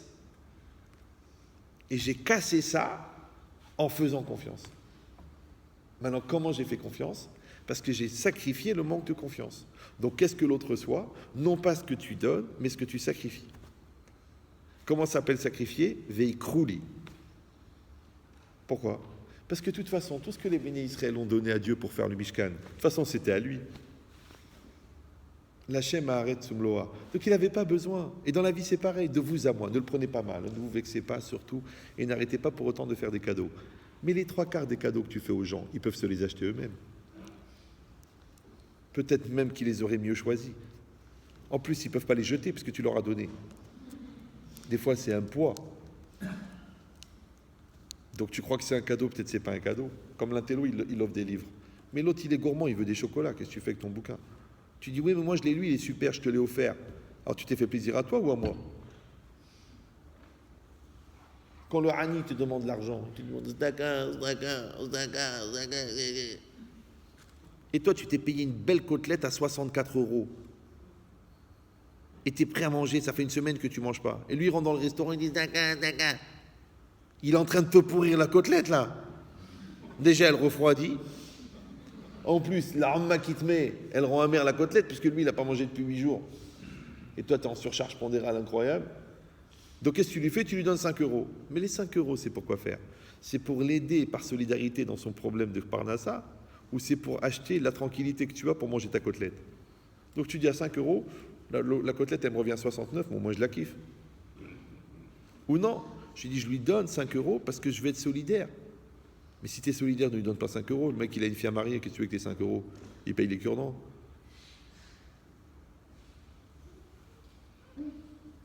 C'est compliqué. Maintenant, toi, tu dois savoir, au moment où tu donnes, est-ce que tu es en train de donner ou est-ce que tu es en train de prendre? Par exemple, là, moi, je vous enseigne. Vous me voyez, vous enseignez. Ouais, ça me sert ici. Si ça me sert ici, c'est que je donne quelque chose de qualité. Maintenant, la vérité, ça fait 28 ans, je pourrais parler sans réfléchir. Et vous seriez content, hein, vous auriez dit, oh, quel cours. Mais moi, il faut que je sens que ça me prend ici. Si ça me prend ici, ça veut dire que je vous ai donné quelque chose de valeur. Donc vous avez quoi? Le sacrifice que je fais, malgré que je connais le cours par cœur. Et il est vieux, le cours. Hein. Il n'y a pas marqué la date, il doit dater de 97, celui-là. En plus, c'est une photocopie, regarde la gueule qu'il a. Il a fait au moins 250 000 km en avion. Mais, quand même, je dis ce soir, Mechadesh, Becholiom, Tuvo, Maaseh, Bereshit, pour plutôt, on va donner quelque chose de valeur parce que vous avez sacrifié une soirée foot pour venir. Kol hakavod. Ouais. Ben moi je sacrifie pour vous, alors vous aussi peut-être vous allez sacrifier. Vous allez rentrer à la maison, vous allez dire, mais attends, mais j'ai une femme de folie, comment je lui fais des reproches? Vous allez dire, allez, demain matin, quelle heure c'est la tefila? Je viens. On est fatigué, je vais venir quand même, je sacrifie. Parce que vous faites des sacrifices, parce qu'on a fait des sacrifices pour vous. Après, vos enfants, ils feront des sacrifices parce que vous avez fait des sacrifices pour eux. Toute la logique de l'évolution dans la vie, c'est la Messirut Nefesh. Mais si vous vous débrouillez pour éviter les sacrifices, parce qu'il y a quelqu'un d'autre qui va le faire pour moi, parce que moi je le fais faire par quelqu'un, parce que je le fais par délégation, parce que j'ai fait un chèque, parce que... Donc tu t'es débrouillé pour ne pas faire d'efforts. Mais tu n'as pas compris que tu es fort, parce que tu es fort. Tu es devenu fort, parce que tu, T-U-E, 2-F-O-R-T, est fort. Quand tu t'assimiles à l'effort, tu deviens fort. Mais si toi tu n'y arrives pas, ouais, toi tu écris quoi? Toi tu écris tu es fort. Mais le E-E-S, il est aléatoire. Alors aujourd'hui oui, demain non. C'est foutu. Mais quand tu enlèves le E et tu t'assimiles entièrement à ton effort, tu deviens bon. Et tu dis, bah j'y arrive pas, c'est trop dur. Tu sais pourquoi? Parce que toi, au lieu d'écrire tu es fort, tu écris l'effort tue. Ça te tue, les efforts. Moi je vois des gens, ils viennent. Écoutez, Ramachetrit. Maintenant ils sont à 15 ans d'engueulade, 2 jours du guette, ils viennent. Ils disent, écoutez, ne me demandez pas de faire des efforts, j'ai fait le maximum d'efforts. Je dis, écoutez, quand l'enfant il sera mort, il sera toujours temps d'arrêter les efforts. Quand le père il sera mort, il sera temps d'arrêter les efforts. Mais quand il est vivant, tu es obligé de continuer à faire les efforts. Maintenant ton couple, après le guette, il sera trop tard. Mais là, il n'y a pas encore le guette. Alors viens au travail. Parce que moi déjà que j'en ai rien à treuve dans ton histoire, je prends 3 heures de ma vie pour écouter tes lourdeurs. Et toi, que tu es en train de décider de l'avenir de ta famille, tu dis que tu es fatigué, genre j'ai donné tout ce que j'avais à donner. Mais quand tu seras mort, tu auras fini, tu n'as pas compris encore. Encore cette remise en cause, encore ce pleur, encore ce nerf, encore cette excuse, peut-être c'est celle-là qui va faire basculer. Peut-être c'est celle-là qui va régler le problème. Et toi, c'est pareil, tu dis oui, mais il ne changera jamais. Je comprends maintenant. Maintenant, peut-être que le timing du changement de ton mari que tu attends depuis 20 ans, c'est maintenant. Et maintenant qu'il est prêt à changer, tu ne peux plus écouter. Tu dis j'ai plus la patience. Donc en fait, tu t'es foutu de sa gueule depuis 20 ans. Vous suivez ou non? C'est que le jour où vous allez comprendre jusqu'à quel point le Yetzer Hara il rentre dans ta vie. Mais à la fin, tu vas te demander si tu as vécu ta vie ou tu as été juste un exécutant de sa volonté. C'est pour ça que si réfléchissez bien, moi, c'est mon expérience à moi, hein. Elle n'engage que moi. Moi, je vois 20 000 personnes par an, je n'ai pas votre expérience à vous. Mais en fin de compte, dans le monde, il n'y a que deux types de personnes. Il y a des serviteurs d'Hachem et des serviteurs du Satan. Maintenant que Satan, il s'appelle Belzébuth, ou Lucifer, ou Yetzer Hara, ou qui s'appelle la dépression que tu entretiens, l'arma, les complexes, la gava, la bêtise, le stress, la peur, le rapport avec l'argent, appelle-le comme tu veux. Yetzer Hara, il a 1 million d'armes. Mais à chaque fois que tu es soumis à un truc en toi qui est plus fort que toi, et que tu le sais et que tu l'acceptes, ça veut dire que tu es un esclave. Maintenant, toi, si tu ne veux pas que le Yetzer Hara réside en toi, il faut que Dieu réside en toi. C'est ce qu'il a dit à Hachem. Veshachanti betocham. Il n'y a pas écrit Veshachanti betocho. Ouais, et faites-moi un sanctuaire et je résiderai en lui. Il y a écrit faites-moi un sanctuaire et je résiderai en vous. Ça veut dire quoi? C'est que le principal objectif de la Torah, c'est de créer une place à Dieu en toi. Maintenant, quand Hachem il est en nous, oui, alors il est aussi dans la synagogue, il est aussi dans notre maison. Mais s'il n'est pas en toi, comment il va être dans la maison? Parce que si c'est le Satan qui est en toi, quand tu vas rentrer à la maison, qu'est-ce que tu vas mettre? Le Satan. S'il est en toi, tu ne peux pas aller à la synagogue, puisqu'il t'empêche d'aller à la synagogue. Il dit, allez, laisse tomber, c'est des bêtises. Ouais. Ah, t'as vu ta mère, tout ce que t'as pris, elle est morte. Alors, où il est le bon Dieu? Le silence de Dieu. Et ton silence à toi? Oui, mais moi, ça n'a rien à voir. Toi, tu représentes Dieu dans le monde. Ça fait que chaque juif, il représente Dieu dans le monde. Vous savez ça? C'est pour ça que quand un juif il fait des bêtises, on ne dit pas Chiloul juif, on dit Chiloul Hachem. Tu mets en quoi nous profanons Dieu? Si un ministre il va cocher avec la secrétaire, on va dire c'est une mise, c'est normal, c'est bon pour la santé. Mais si un responsable de FMI, il va avec la bonne, il passe à la télé. Avec les menottes, c'est normal. Parce que c'est un gars de chez nous. Interdit. Il n'a pas le droit à l'erreur.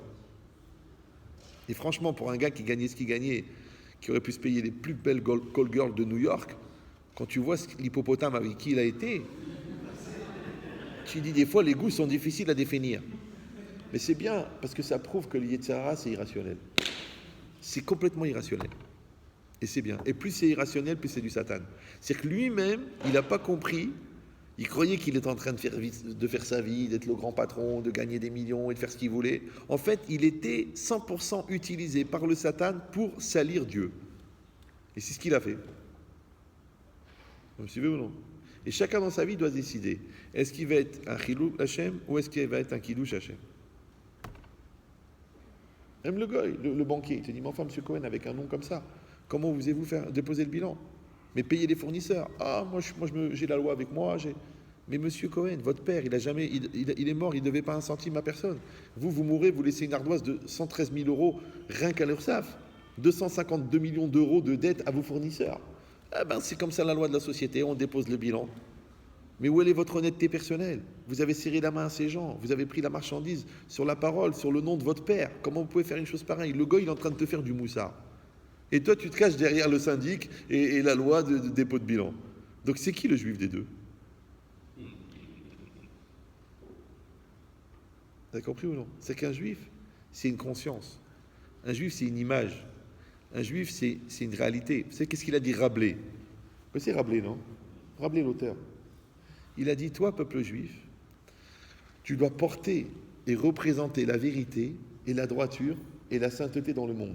Sur ton chemin, on mettra des millions d'obstacles, mais garde ta trajectoire, garde ton chemin. Et Rabelais lui-même, c'était un grand antisémite. Mais il savait quel était le rôle. Ben, c'est exactement pareil. C'est-à-dire que quand toi, tu n'as pas décidé d'être un serviteur d'Hachem, tu vas être un serviteur du Satan, je te le dis, c'est clair. Donc ici, quand c'est marqué que tu dois construire un Mishkan, donc tu dois créer un endroit de résidence pour Hachem. Vous savez qu'est-ce qu'il a dit le Nefesh HaChaim? Il y a deux références. Le Nefesh Chaim, c'est Rav Chaim de Vologine. Vologine, pas au Maroc, en Pologne. Il a dit que David Améler, il a prié parce qu'il a vu par prophétie la destruction du temple, du Beth Amikdash. Il a vu par prophétie que Titus, il allait rentrer des prostituées dans le Kodesh HaKodashim, dans le Saint des Saints. Un Chilul Hashem incroyable. Ouais. Mais il a dit le Nefesh Chaim que quand un homme il a des pensées obscènes, c'est comme quand Titus il a fait rentrer les prostituées dans le Saint des Saints. Si quelqu'un va dire mais ça n'a rien à voir. Moi j'ai juste des petites pensées comme ça. Vous savez, des fois on récolte quelques décolletés, quelques jambes dénudées, et après on devient scénariste dans sa tête. Et souvent le héros c'est toi d'ailleurs. Ouais. Ça s'appelle vélo tatour achari levafrem vachari nechem. Un interdit d'avoir des pensées obscènes. Maintenant, vous savez que la pensée obscène n'est pas interdite. Ce qui est interdit, c'est de l'entretenir. C'est que le Satan, il t'envoie une mauvaise image. Toi, tout de suite, tu dis Chazve Shalom lo alinu, lève ta or barali elokim veruach nachon chadesh bekirbi. Tu l'enlèves. Mais si tu l'entretiens, tu transgresses l'otato achar levafrem vachenechem. Vous me suivez? C'est une petite nuance. Maintenant, ton esprit, ton cœur, ton intériorité, c'est l'endroit de résidence d'Hachem. Donc quand tu fais rentrer des pensées obscènes là-bas, c'est comme si tu viens à la synagogue à la bibliothèque de la synagogue, d'un côté, il y a plein de livres de Torah, et de l'autre côté, il y a des cassettes porno. Mais pas porno, ça veut dire ni porno, ni pour vous. Ouais. Tu vas voir le rabbin, tu dis, mais monsieur le rabbin, mais c'est quoi ça? C'est quoi? C'est honteux. Mais qu'est-ce que ça veut dire ça? Vous mettez des cassettes comme ça, mais c'est honteux. Ah, c'est honteux. Tu dis, mais c'est comme dans votre tête, monsieur. Dans votre tête, il y a des psukim de la Torah, et il y a des mauvaises pensées. Comme dans votre tête, on a fait une synagogue à votre image. Tu dis, mais c'est dégueulasse. C'est comme vous voulez. Alors qu'est-ce que vous voulez que j'enlève? Les livres de Torah ou les cassettes?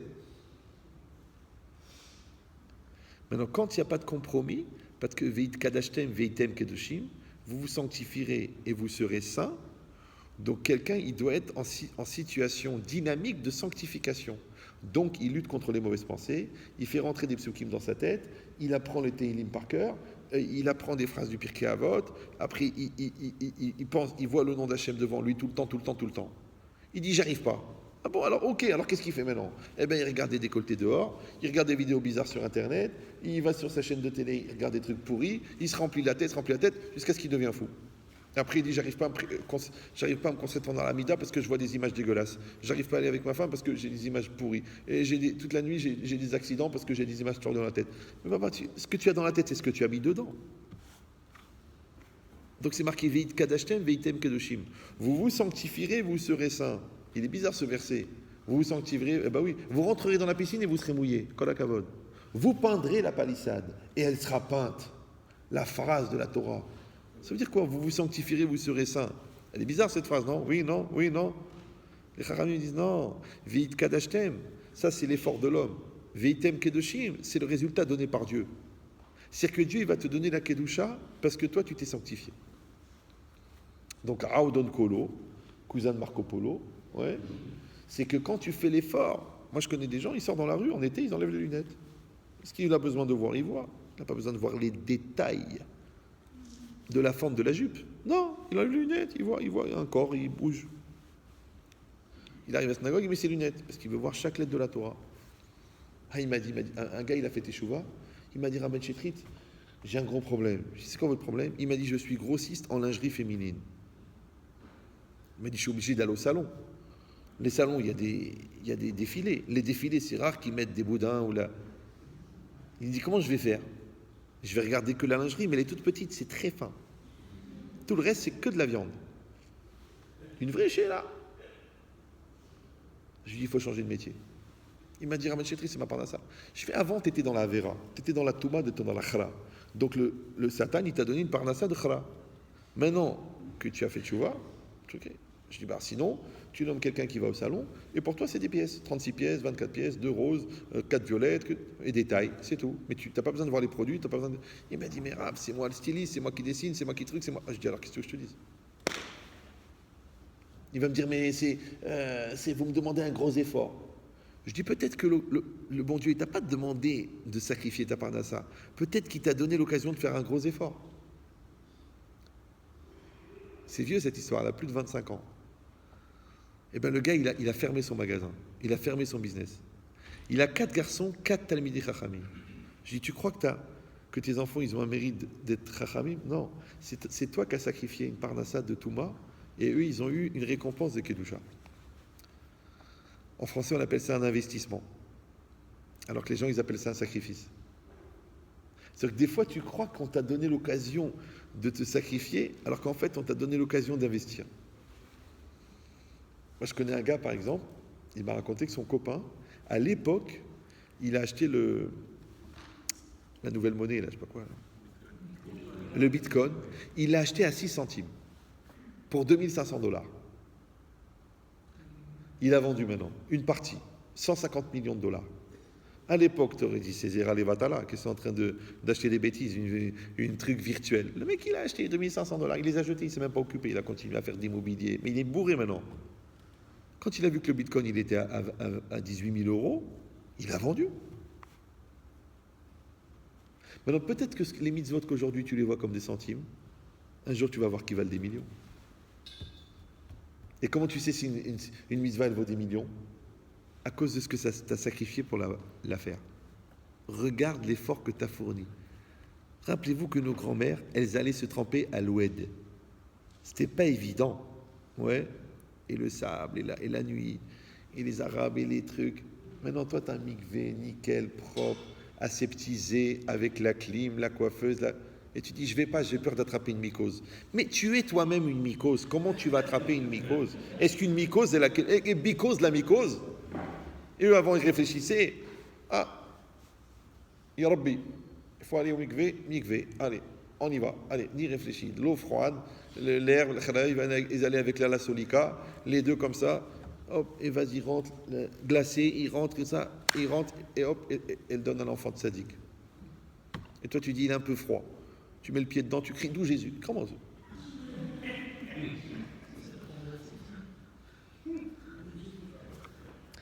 D'où Jésus? D'où Jésus? Vous avez compris l'idée. Donc il s'est marqué ici que Hachem, il n'a pas demandé qu'on lui crée un endroit pour venir résider. Il a demandé que tu fasses un effort pour créer en toi cet endroit qui sera représenté physiquement par la synagogue, par le Beth Amikdash, par le Mishkan, mais qui sera surtout le pendant de la spiritualité que tu as créée chez toi pour accueillir Hachem en toi. Parce que si tu fais une synagogue et tu fais des avérotes dehors, si tu fais le Beth Amikdash et tu fais des avérotes dehors, et ça c'est le deuxième Nefesh HaChaim que je voulais vous citer. Il dit que David HaMelech, il a prié pour que Titus il soit puni pour le fait qu'il a détruit le Beth Amikdash. Mais Hachem il a répondu, mais Titus n'a détruit que des pierres, il n'y avait plus rien, puisque la Shekhinah elle était déjà partie. Parce que quand la Shekhinah elle quitte le cœur des Béné Israël, donc elle quitte Yerushalayim. Quand elle quitte Yerushalayim, alors il reste quoi? Des pierres. Maintenant tu veux qu'il soit puni parce qu'il a détruit des pierres. C'est comme si toi tu poignardes un cadavre. Mais le cadavre il est mort. Et tu mets un deuxième coup de couteau. Il n'est pas plus mort, il était déjà mort. C'est comme les gens qui ont tout détruit le couple, ouais, par 52 ans d'adultère, et après il vient dire à sa femme, tu sais, tu prends sur ta conscience ce divorce. La femme elle dit, mais mon mari, je peux même pas divorcer puisque tu m'as jamais épousé. Comment le lendemain du mariage tu m'as trompé avec ta belle-sœur? Donc en fait tu t'es pas marié. Maintenant déjà qu'on fasse un guet, c'est vraiment une shéla. Est-ce qu'on doit faire un guet quand quelqu'un ne s'est pas marié? Eh ben c'est exactement pareil. Quand la Shekhinah a quitté la maison, oui, tu crois que c'est un problème de faire le guet? Je raconte cette histoire parce qu'elle est choquante. Un gars il me téléphone. Peut-être vous l'avez déjà entendu sur internet. Il m'a dit, Rabbi Chetri, je veux savoir si j'ai le droit de haïr mes beaux-parents. Je dis, ah bon, pourquoi? Il m'a dit, le soir de Rosh Hashanah, on était un peu énervés, comme ça, il y avait du monde, les enfants, ils criaient, on avait bu un petit peu, et mon beau-frère, il m'a mal parlé. Je me suis énervé, j'ai voulu lui mettre une baffe, il s'est baissé, c'est la belle-sœur qui a pris la claque. Quand la belle-mère, elle a vu ça, elle a pris le téléphone, elle a appelé la police, ils sont venus, ils m'ont mis en garde à vue, j'ai passé tout Rosh Hashanah. au commissariat, jeté comme un chien là-bas entre une prostituée et un clochard qui puait.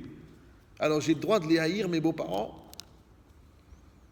Je dis, écoute, moi je ne connais pas tes beaux-parents, je ne te connais pas, j'entends que ta version de l'histoire. Mais j'ai juste une question. Quel mazal pourri tu pouvais avoir pour te retrouver, même si tu n'es pas religieux, le soir de Rosh Hashanah au commissariat? C'est que les mecs qui sont à la synagogue en train de chanter Hachem, Melech, Hachem. Ouais. Et toi, c'est en prison. Et en plus que c'est un siman pour toute l'année maintenant. Khelet al-Denia. Ça veut dire que sur l'ester.com, tu dois être référencié au niveau. Ouais. Il m'a dit, mais ça veut dire quoi? Je vais t'expliquer ce qui s'est passé. Dans ta maison là-bas, avec les parents, les beaux-parents, toi et ta femme et les belles-sœurs, il n'y a pas de respect, il n'y a pas d'amour, il n'y a pas de Torah, il n'y a pas de tefilin, il n'y a pas de mikvé, il n'y a pas de kashrut. Il me dit, oui, c'est vrai. Je dis, la Shekhinah, elle est partie. Quand la Shekhinah, elle est partie, un des visages de la Shekhinah, c'est le shalom. Quand il n'y a pas le shalom dans une maison, tu crois que c'est parce qu'il y a deux brels qui s'engueulent? Non! Parce qu'il n'y a pas la communion des bonnes volontés, parce que la bonne volonté, elle vient de l'âme. Donc la communion des volontés, ça crée la Shekhinah. C'est pour ça que c'est marqué Zahu Shekhinah Benehem. S'il y a 10 juifs qui viennent dans une synagogue pour prier, il y a la Shekhinah. Mais si ces 10 juifs-là, ils ne sont pas en shalom, il n'y a pas de Shekhinah. Bien qu'ils sont 10, bien qu'ils répondent au Kaddish, mais il n'y a pas minyan. Parce que chacun dit, qui crève, qui s'étouffe, lui il me donne 10 000 euros, lui il m'a manqué de kavod, s'il n'y a pas le shalom dans la synagogue, il n'y a pas de Shekhinah. Tu dis, et les meubles, et les Sefer Torah, c'est rien, c'est du cuir, tout ça, c'est rien. Pourquoi ils n'ont pas fait pipi sur des Sefer Torah, les nazis? Quand la Shekhinah s'en va, il n'y a plus rien. Je dis, toi, ton problème, c'est pas que tu t'es retrouvé au commissariat, c'est que tu as fait partir la Shekhinah de ta maison. Maintenant, quand la Shekhinah, elle s'en va, les flics, ils rentrent. Parce que comment ils peuvent rentrer? Est-ce qu'on est Rosh Hashanah? Qu'est-ce qu'ils font là? Qu'est-ce que tu fais sur cette photo maintenant? Ok, c'est de la faute, c'est de la faute, c'est de la faute, mais tu es sur la photo. Si tu es sur la photo, c'est que tu es concerné. Et concerné, ça s'écrit en 2 mots chez les gens qui le vivent mal. Coma profond. D'accord? Donc si vous comprenez ça, donc en fait, le Mishkan, c'est un endroit pour faire résider Hachem, mais en fait, c'est comme un repère qu'on crée pour faire résider Hachem en soi. Comme la Torah, elle t'a dit, la synagogue. Les Chachamim t'ont dit, le livre de prière, le texte de la prière, les lettres de la prière, les lois de la Beth Knesset, le kavod de la Beth Knesset, le respect du rabbin, répondre au Kaddish, avoir la kavod dans la prière. Mais tout ça, c'est pourquoi? Pour faire de l'ambiance, pour faire de la liturgie. Hein? Pourquoi faire? Allez-y, monsieur Cohen. Ah, je suis mal garé. Enfin, c'est samedi. Ah, on rigole. Comment le mec, il peut dire Odou Lachem Kitov alors qu'il a sa voiture mal garée Shabbat? Mais lui-même, c'est un Chilou Lachem vivant. Il dit oui, mais c'est pour la synagogue. Il est responsable de la chorale. Donc en fait, c'est l'inverse. L'idée, c'est quoi? C'est que la synagogue, elle est faite pour que tu fasses rentrer Hachem dans ton cœur. Yom Kippour, il est fait pour que tu fasses rentrer Hachem. Rav Dessler, il dit, si un gars, dans les 40 jours, dans les 30 jours avant de Slichot, les 10 jours d'Aseret Yemei Teshuvah, les 2 jours de Rosh Hashanah et le jour de Kippour, en 40 jours, il n'a pas réussi à avoir 5 minutes de vibration spirituelle, il a dit, il faut se demander s'il n'est pas mort. Parce que tout ça, la Torah et les Chachamim, ils ont organisé pour que la personne, elle fasse Teshuvah. Et le mec, il a dit, on a fait une prière de folie. Il y avait un kidouche très très généreux, le rabbin nous a fait une belle déracha, un dvar magnifique. Mais toi, tu as fait tchouva? Non. Pourquoi c'est obligatoire? C'est pas obligatoire. Il y a aussi des cercueils qui ne sont pas fleuris. Mais on t'a fait toute la prière pour ça. On t'a donné une épouse pour que tu apprennes à dire merci. Ah, c'est pas évident, vous la connaissez pas. C'est dommage. On t'a donné un mari pour que tu apprennes à faire du kavod. Ah oui, mais c'est un pauvre type, il est nul, je suis pas fier de lui, je l'admire pas. On t'a donné des enfants pour que tu éduques l'enfant qui est en toi. Ah, mais vous ne les connaissez pas, ils ne travaillent pas à l'école, ils ne sont pas sérieux. Mon père me l'avait dit, ça ne te portera pas bonheur, tu n'as pas ma bénédiction. Ça, tu n'as rien compris. Tu n'as rien compris. Tout ce que tu fais dans la vie, c'est pour fabriquer en toi la personne que tu es censé devenir. Donc quand on va arriver là-haut, on ne va pas arriver avec des actions, on va arriver avec la personne qu'on est devenu grâce aux actions qu'on a faites. Vous me suivez ou là? Alors il y a des gens qui viennent avec des valises de Serfa. Ouais. L'autre qui vient avec des valises d'actions. Mais est-ce que tes actions, elles t'ont changé? C'est comme si le mec, il a fait médecine, mais il n'est pas devenu médecin. Il a fait ses 6 ans de médecine, il a fait l'internat, il a fait tout, mais il n'a pas réfléchi au diagnostic, il ne s'est pas sensibilisé au problème. Alors il ne comprend rien, tu dis j'ai mal là, il dit écoutez madame, j'en sais rien, mais c'est vous le docteur. En fait, il n'a pas profité de ses années de médecine pour devenir médecin. Vous me suivez ou non? Comme le gars, il est menuisier. Il dit alors montre-moi tous les meubles que tu as fait. Il dit non, je suis devenu menuisier. Maintenant, ça se voit pas, je suis un gars normal. Mais tout ce que j'ai raboté, j'ai monté, j'ai collé, je suis devenu menuisier. Donc c'est à l'intérieur le menuisier. Maintenant, tu ne pouvais pas être menuisier sans faire de menuiserie. Vous me suivez ou non? Donc tu fais de la Torah pour devenir un Ben Torah. Tu fais du Olam Haba pour devenir un Ben Olam Haba. Maintenant, si tu fais des gestes, si tu fais une ambiance, si tu participes à un groupe, si tu as certains rites, mais que tu ne changes pas à l'intérieur, c'est un vrai problème. Pourquoi? Parce que de vous à moi, c'est pas ton corps qui va aller là-haut, vous êtes au courant. C'est pas les reçus Serfa qui vont te donner une part au monde futur. C'est est-ce que tu as profité de ce don pour devenir généreux? Est-ce que tu as profité des gens qui t'énervent pour devenir calme? Est-ce que tu as profité de la Vera pour faire tes chouvas? Est-ce que tu as profité de la matérialité pour devenir Kadosh, saint? Parce que Kadosh et Mouvdal Minachomer, c'est séparé de la matérialité. Donc si tu as profité de la réalité pour devenir quelqu'un, c'est ce quelqu'un qui va se présenter devant Dieu. C'est pour ça qu'il dit le Rabbeinu Chalanel, Ashre Misheba Lekan ve Talmudo Beyado, heureux celui qui se présente ici, ça veut dire au monde futur, ve Talmudo Beyado. C'est quoi Talmudo Beyado? Son étude dans sa main. Il y a 2 lectures. Il y en a qui disent que Talmudo Beyado, ça veut dire que tu dois connaître ton étude. Quand tu vas arriver là-haut, on va t'interroger sur ton limoud.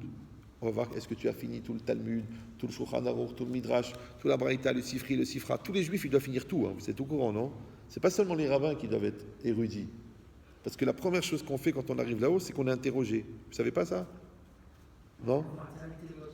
Tu dis, mais attends, je connais même pas la paracha de la semaine. Vous êtes juif, non? Non, rappelez-vous qu'un goy, en 2 ans, il fait du Mishnah Brura, que vous savez même pas ce que c'est. Et parce qu'il s'est converti. Et le juif, depuis 35 ans, il ne connaît pas la traduction de Baruch Shem Kevod Malchuto Leolam Vaed. Alors je dis, à un certain niveau d'ignorance, il faut envisager la conversion. Et tu fais tout le programme du converti, et au moment où le rabbin dit, écoutez Matthieu, vous êtes prêt? Tu dis, non, excusez-moi, je m'appelle Mordechai.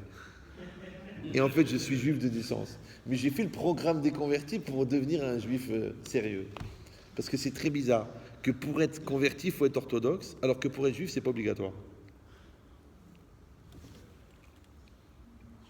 Vous connaissez cette histoire, elle est bizarre. Il y a une famille religieuse, ils avaient une fille. Et cette fille-là, elle a rencontré un garçon qui n'était pas juif. Le Alenu, Simsilenu, tout. Elle est tombée amoureuse. Elle a dit, je vais l'épouser. Les parents, ils ont dit, tu nous fais ça, on meurt. D'ailleurs, le père et la mère ont acheté chacun un tabouret et une corde. Ils étaient prêts. La fille, dans la pression, elle a quitté le goy, elle ne s'est pas mariée avec lui. Ok. Maintenant, le goy, il est intelligent. Il a dit, pourquoi je me suis attaché à une juive? Qu'est-ce qui m'arrive dans la tête? Il a commencé à lire des livres. Après, il a dit, bon, il a voulu se convertir. Il a dit, c'est pas assez sérieux, il a été à Aix-les-Bains. Il était à Aix-les-Bains, il est rentré là-bas, Bachur Yeshiva. Il a étudié. Rav Yitzhak Veil, c'est une histoire connue, il y a 25 ans. Il l'a converti. Il était devenu Talmid Racham, d'accord? Érudit, conversion 100% orthodoxe, cachère de chez cachère. La fille, elle a entendu ça. Elle a dit à ses parents, regardez, qu'est-ce que vous en pensez maintenant? Peut-être que je peux faire un chidour avec le garçon, parce que regardez, il s'est converti. Ah, les parents, ils ont dit, si Rav Yitzhak Veil l'a donné, ça veut dire que c'est du 100% cachère. Ok. Elle a trouvé une occasion de le rencontrer. Elle a été le voir, elle lui a dit, voilà, si tu veux, maintenant mes parents, ils sont ok. C'est ce qu'il a répondu, le gars? Il a dit, tu crois que je suis prêt à épouser une fille qui était prête à épouser un goy?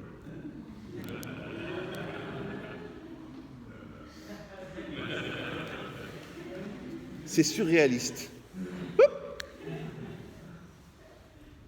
Et ça, c'est les clins d'œil du bon Dieu. Ton niveau, c'est pas ton niveau. Tu dis, mais je suis d'une famille religieuse. Mais regarde, le gars, il te donne une leçon de vie. Ah, tu dis, mais je suis un juif honnête. Mais le gars, il te dit, monsieur, comment vous conduisez? Et tu dis, mais je suis un mari gentil. Et la secrétaire, elle dit, mais vous vous rendez compte que vous êtes prêt à tromper votre femme? Parce que je suis venu en décolleté, d'un seul coup, vous vous excitez. Mais vous êtes marié, vous avez 5 enfants. Vous êtes fou, quoi. C'est que la non-religieuse secrétaire, elle dit au gars religieux, comment ça se fait que tu veux me toucher? Mais il va te soigner. Le gars, il dit, mais attends, personne n'est au courant. Mais comment? Mais ton Dieu, il est au courant, non? Ta femme, elle a confiance en toi. C'est que tu reçois des leçons de la vie, mais pas toujours là où tu t'y attends. Maintenant, si toi, tu avais créé, ouais, c'est-à-dire si toi, en étant marié, tu t'étais marié, et si tu avais profité de ton mariage pour conforter ton statut de marié, donc même pas tu aurais regardé la secrétaire. Mais ça va pas la tête. Mais je suis marié. Tu veux ou non? Ça s'appelle quoi ça? Vayadarta ayom, va'ashevota el levavecha. Ouais, tu sauras aujourd'hui et tu ramèneras, tu fixeras, tu graveras en ton cœur. Il dit le Rav Yecheskiel Levinstein, qui n'est pas tunisien, il a dit la distance entre la Iyedia et la Yedia, la distance entre l'ignorance et la connaissance est beaucoup plus courte que la distance entre la connaissance et la Hachava, la lève. Pourquoi? Parce que c'est quoi le lève? Le lève, c'est pas le cœur. Le cœur, ça c'est Johnny, ça c'est les gens qui se lèvent en criant Gabriel. Non. Le cœur, c'est ton intériorité. Le cœur, c'est ton essence. Toujours Rav Dessler, il dit Alev ou Ametsiout. Le cœur, c'est ça ta réalité. Maintenant, on passe notre vie à donner à notre connaissance une réalité de cœur. Je traduis en français plus facilement. C'est-à-dire que tant que tu n'es pas devenu ce que tu sais, ça ne sert à rien de savoir. Parce qu'entre l'autre qui ne sait pas, donc il ne risque pas de devenir, et celui qui sait et qui croit que la culture ça suffit, qu'il n'est pas obligé de devenir, c'est que si tu n'as pas fait le travail d'apprentissage à devenir ce que tu apprends, eh ben tu n'es pas devenu ce que tu as appris. Maintenant, quand tu vas mourir, ta connaissance, c'est des connaissances. Mais toi, tu n'as pas changé. Ce qui va se présenter devant Dieu à 120 ans, c'est ce que tu es devenu, c'est pas ce que tu as appris. Donc si tu es devenu personne, personne va se présenter. D'ailleurs, on va te demander quel est ton nom, tu vas dire mon nom est personne. D'ailleurs, tu as le chapeau déjà, il manque le cheval. Ouais? Vous avez compris l'idée? Donc en vérité, le Mishkan, vous avez compris, le Mishkan, c'est une opportunité qu'Hachem t'a donnée de mettre Hachem en toi. Comme le couple, c'est une opportunité de devenir marié. Comme les enfants, c'est une opportunité de devenir parents. Maintenant, si tu n'as pas saisi l'opportunité et que tu n'es pas devenu ce que tu es censé être,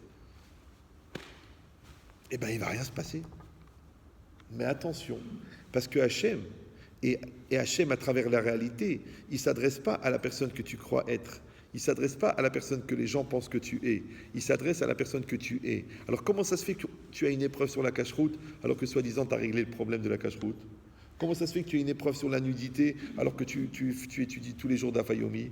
Comment ça se fait que tu as une épreuve sur l'honnêteté alors que tu as fait 2 fois les halachot du commerce? Tu sais pourquoi? Parce que tu as fait les halachot du commerce, mais que tu n'as pas intégré l'honnêteté. Oui? Tu as fait les halachot de la nida, mais tu n'as pas intégré la sainteté. Tu as appris les halachot combien de fois on vous a répété, il ne faut pas parler pendant le Kaddish, il ne faut pas parler pendant la Chazara, il ne faut pas parler pendant la Mida. Combien de fois, des millions de fois. Mais le gars, il ne parle que pendant le Kaddish. Il attend la Chazara pour parler. Mais je ne sais pas qu'est-ce qu'il faut que tu prends une balle dans la tête. Mais tu n'as pas compris. Le Yetzer Hara de parler pendant le Kaddish, il a été créé justement pour que tu parles pendant le Kaddish. Par contre, la sainteté de la bouche que tu vas obtenir en te retenant de parler pendant le Kaddish, elle va faire que quand tu vas parler à ton fils il va t'écouter. Parce que c'est marqué « Mishi eshbo yirat shamayim dvarav nishmaim ». Celui qui a la crainte du ciel, ses paroles sont entendues. Donc ne viens pas me dire « Mes enfants ne m'écoutent pas », alors que toi, tu n'as pas imprégné ta parole de crainte de Dieu en ne parlant pas pendant le Kaddish, puisqu'en parlant pendant le Kaddish, tu as enlevé la crainte de Dieu de ta bouche. Quand tu enlèves la crainte de Dieu de ta bouche, c'est normal que tes enfants ne t'écoutent pas. Ça veut dire que tu vas conditionner la destruction de l'autorité chez tes enfants par le fait que tu parles pendant le Kaddish. Et tu continues à parler pendant le Kaddish. Mais tu as un problème dans ta tête.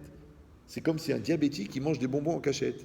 Il dit c'est trop bon, mais tu vas mourir. Mais diabète ou quoi?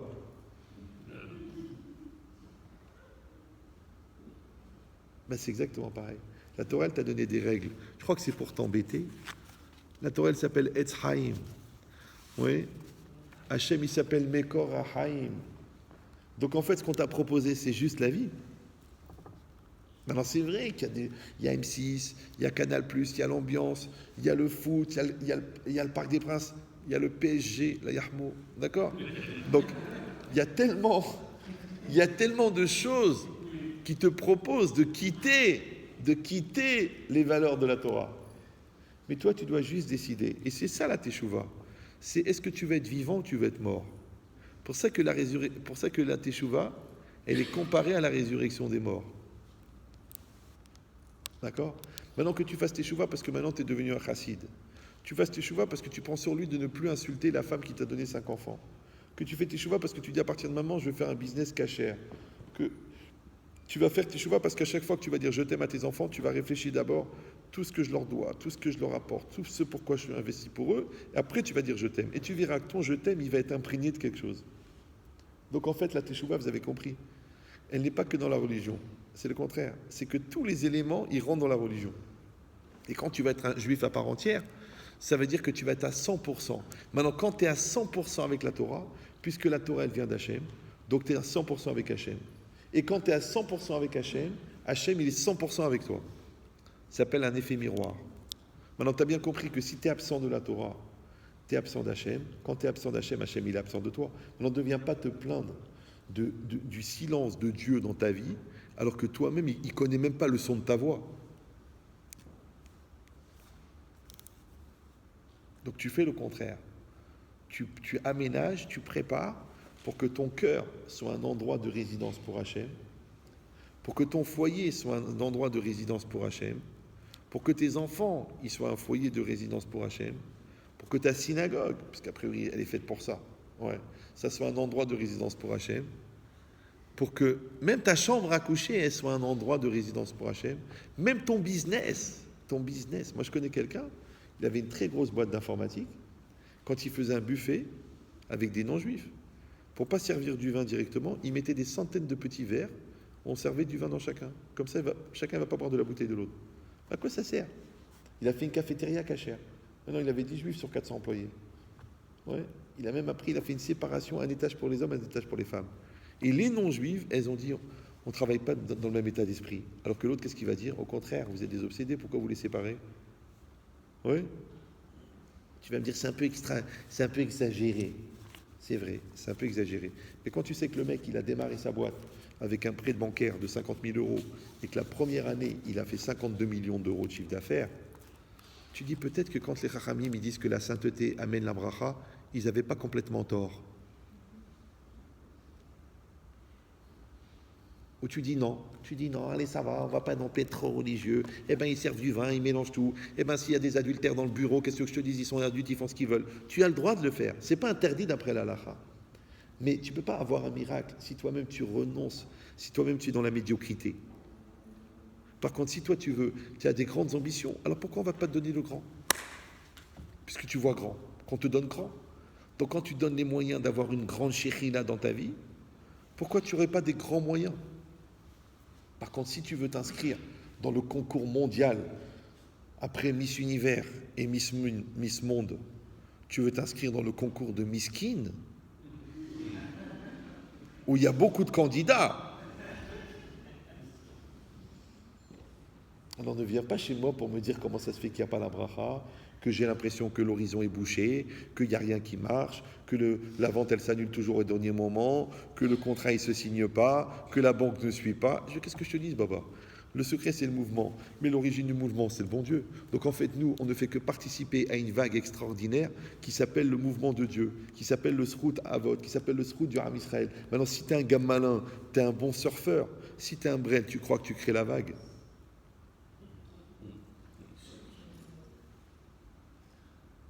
Donc si Dieu veut, on fait tous une bonne teshuva, et moi le premier, d'accord? On fait régner Hachem dans notre cœur, avec la halacha. On fait régner Hachem dans notre foyer, avec le respect, le kavod et la sainteté. On fait régner Hachem dans le cœur de nos enfants, avec un chinour d'amour, de Torah équilibré. Ne soyez pas des cinglés, ni dans un sens, ni dans l'autre. Ouais. Et à ce moment-là, on pourra accueillir, B'ezrat Hashem, la Shekhinah du Mashiach. Hazak ou Baruch. Alors, juste avant que vous partiez, je voulais juste déjà vous remercier d'avoir tenu 1h49. Deuxièmement, il y a quelques, d'après ce que j'ai compris, vous avez de quoi manger juste après, pour faire un peu Melavé Malka. À part ça, on a amené pour ceux qui veulent des livres et des CD pour ceux qui veulent acheter. Quand vous achetez, ça nous permet à nous de distribuer encore. Maintenant, on a fait des cartes USB comme ça. Il y a 76 cours à l'intérieur. Ça coûte 100 €. Bon, vous pouvez l'acheter sur Internet, ça va juste vous revenir 500 €. Et en plus, vous aurez un Serfa. Parce que moi, ce qui compte, vous me donnez ça. Et moi, avec ça, je distribue. Et à part ça, on a amené aussi des CD, peut-être que vous ne les avez pas eus, avec 20 cours gratuits. Parce qu'on a vu que les cours gratuits partent beaucoup plus vite que les cours payants. Je ne sais pas si c'est juste dans la communauté. D'accord. Voilà. Chazak ou Baruch, bonne continuation. Ah, est-ce que vous voulez dédier le cours pour la Refoua Shelema? On dédie le cours pour la Refoua Shelema de Chaya Bat Miriam, faut dire Amen, et de Shmuel Eliaou ben Suzanne Sarah, de Rav Chaim Dvi ben Sarah, de Dina Bat Esther, de Simcha Bat Frecha, Esther Bat Frecha, et Aïdel Rivka Bat Nathalie Kamra, Paul, Ben Miriam, Amen. Est-ce qu'il y a d'autres personnes, des gens malades? Louise Mama, Bat Frecha, Gilna, Ibo, Batlinda, Amen. Il y a d'autres personnes.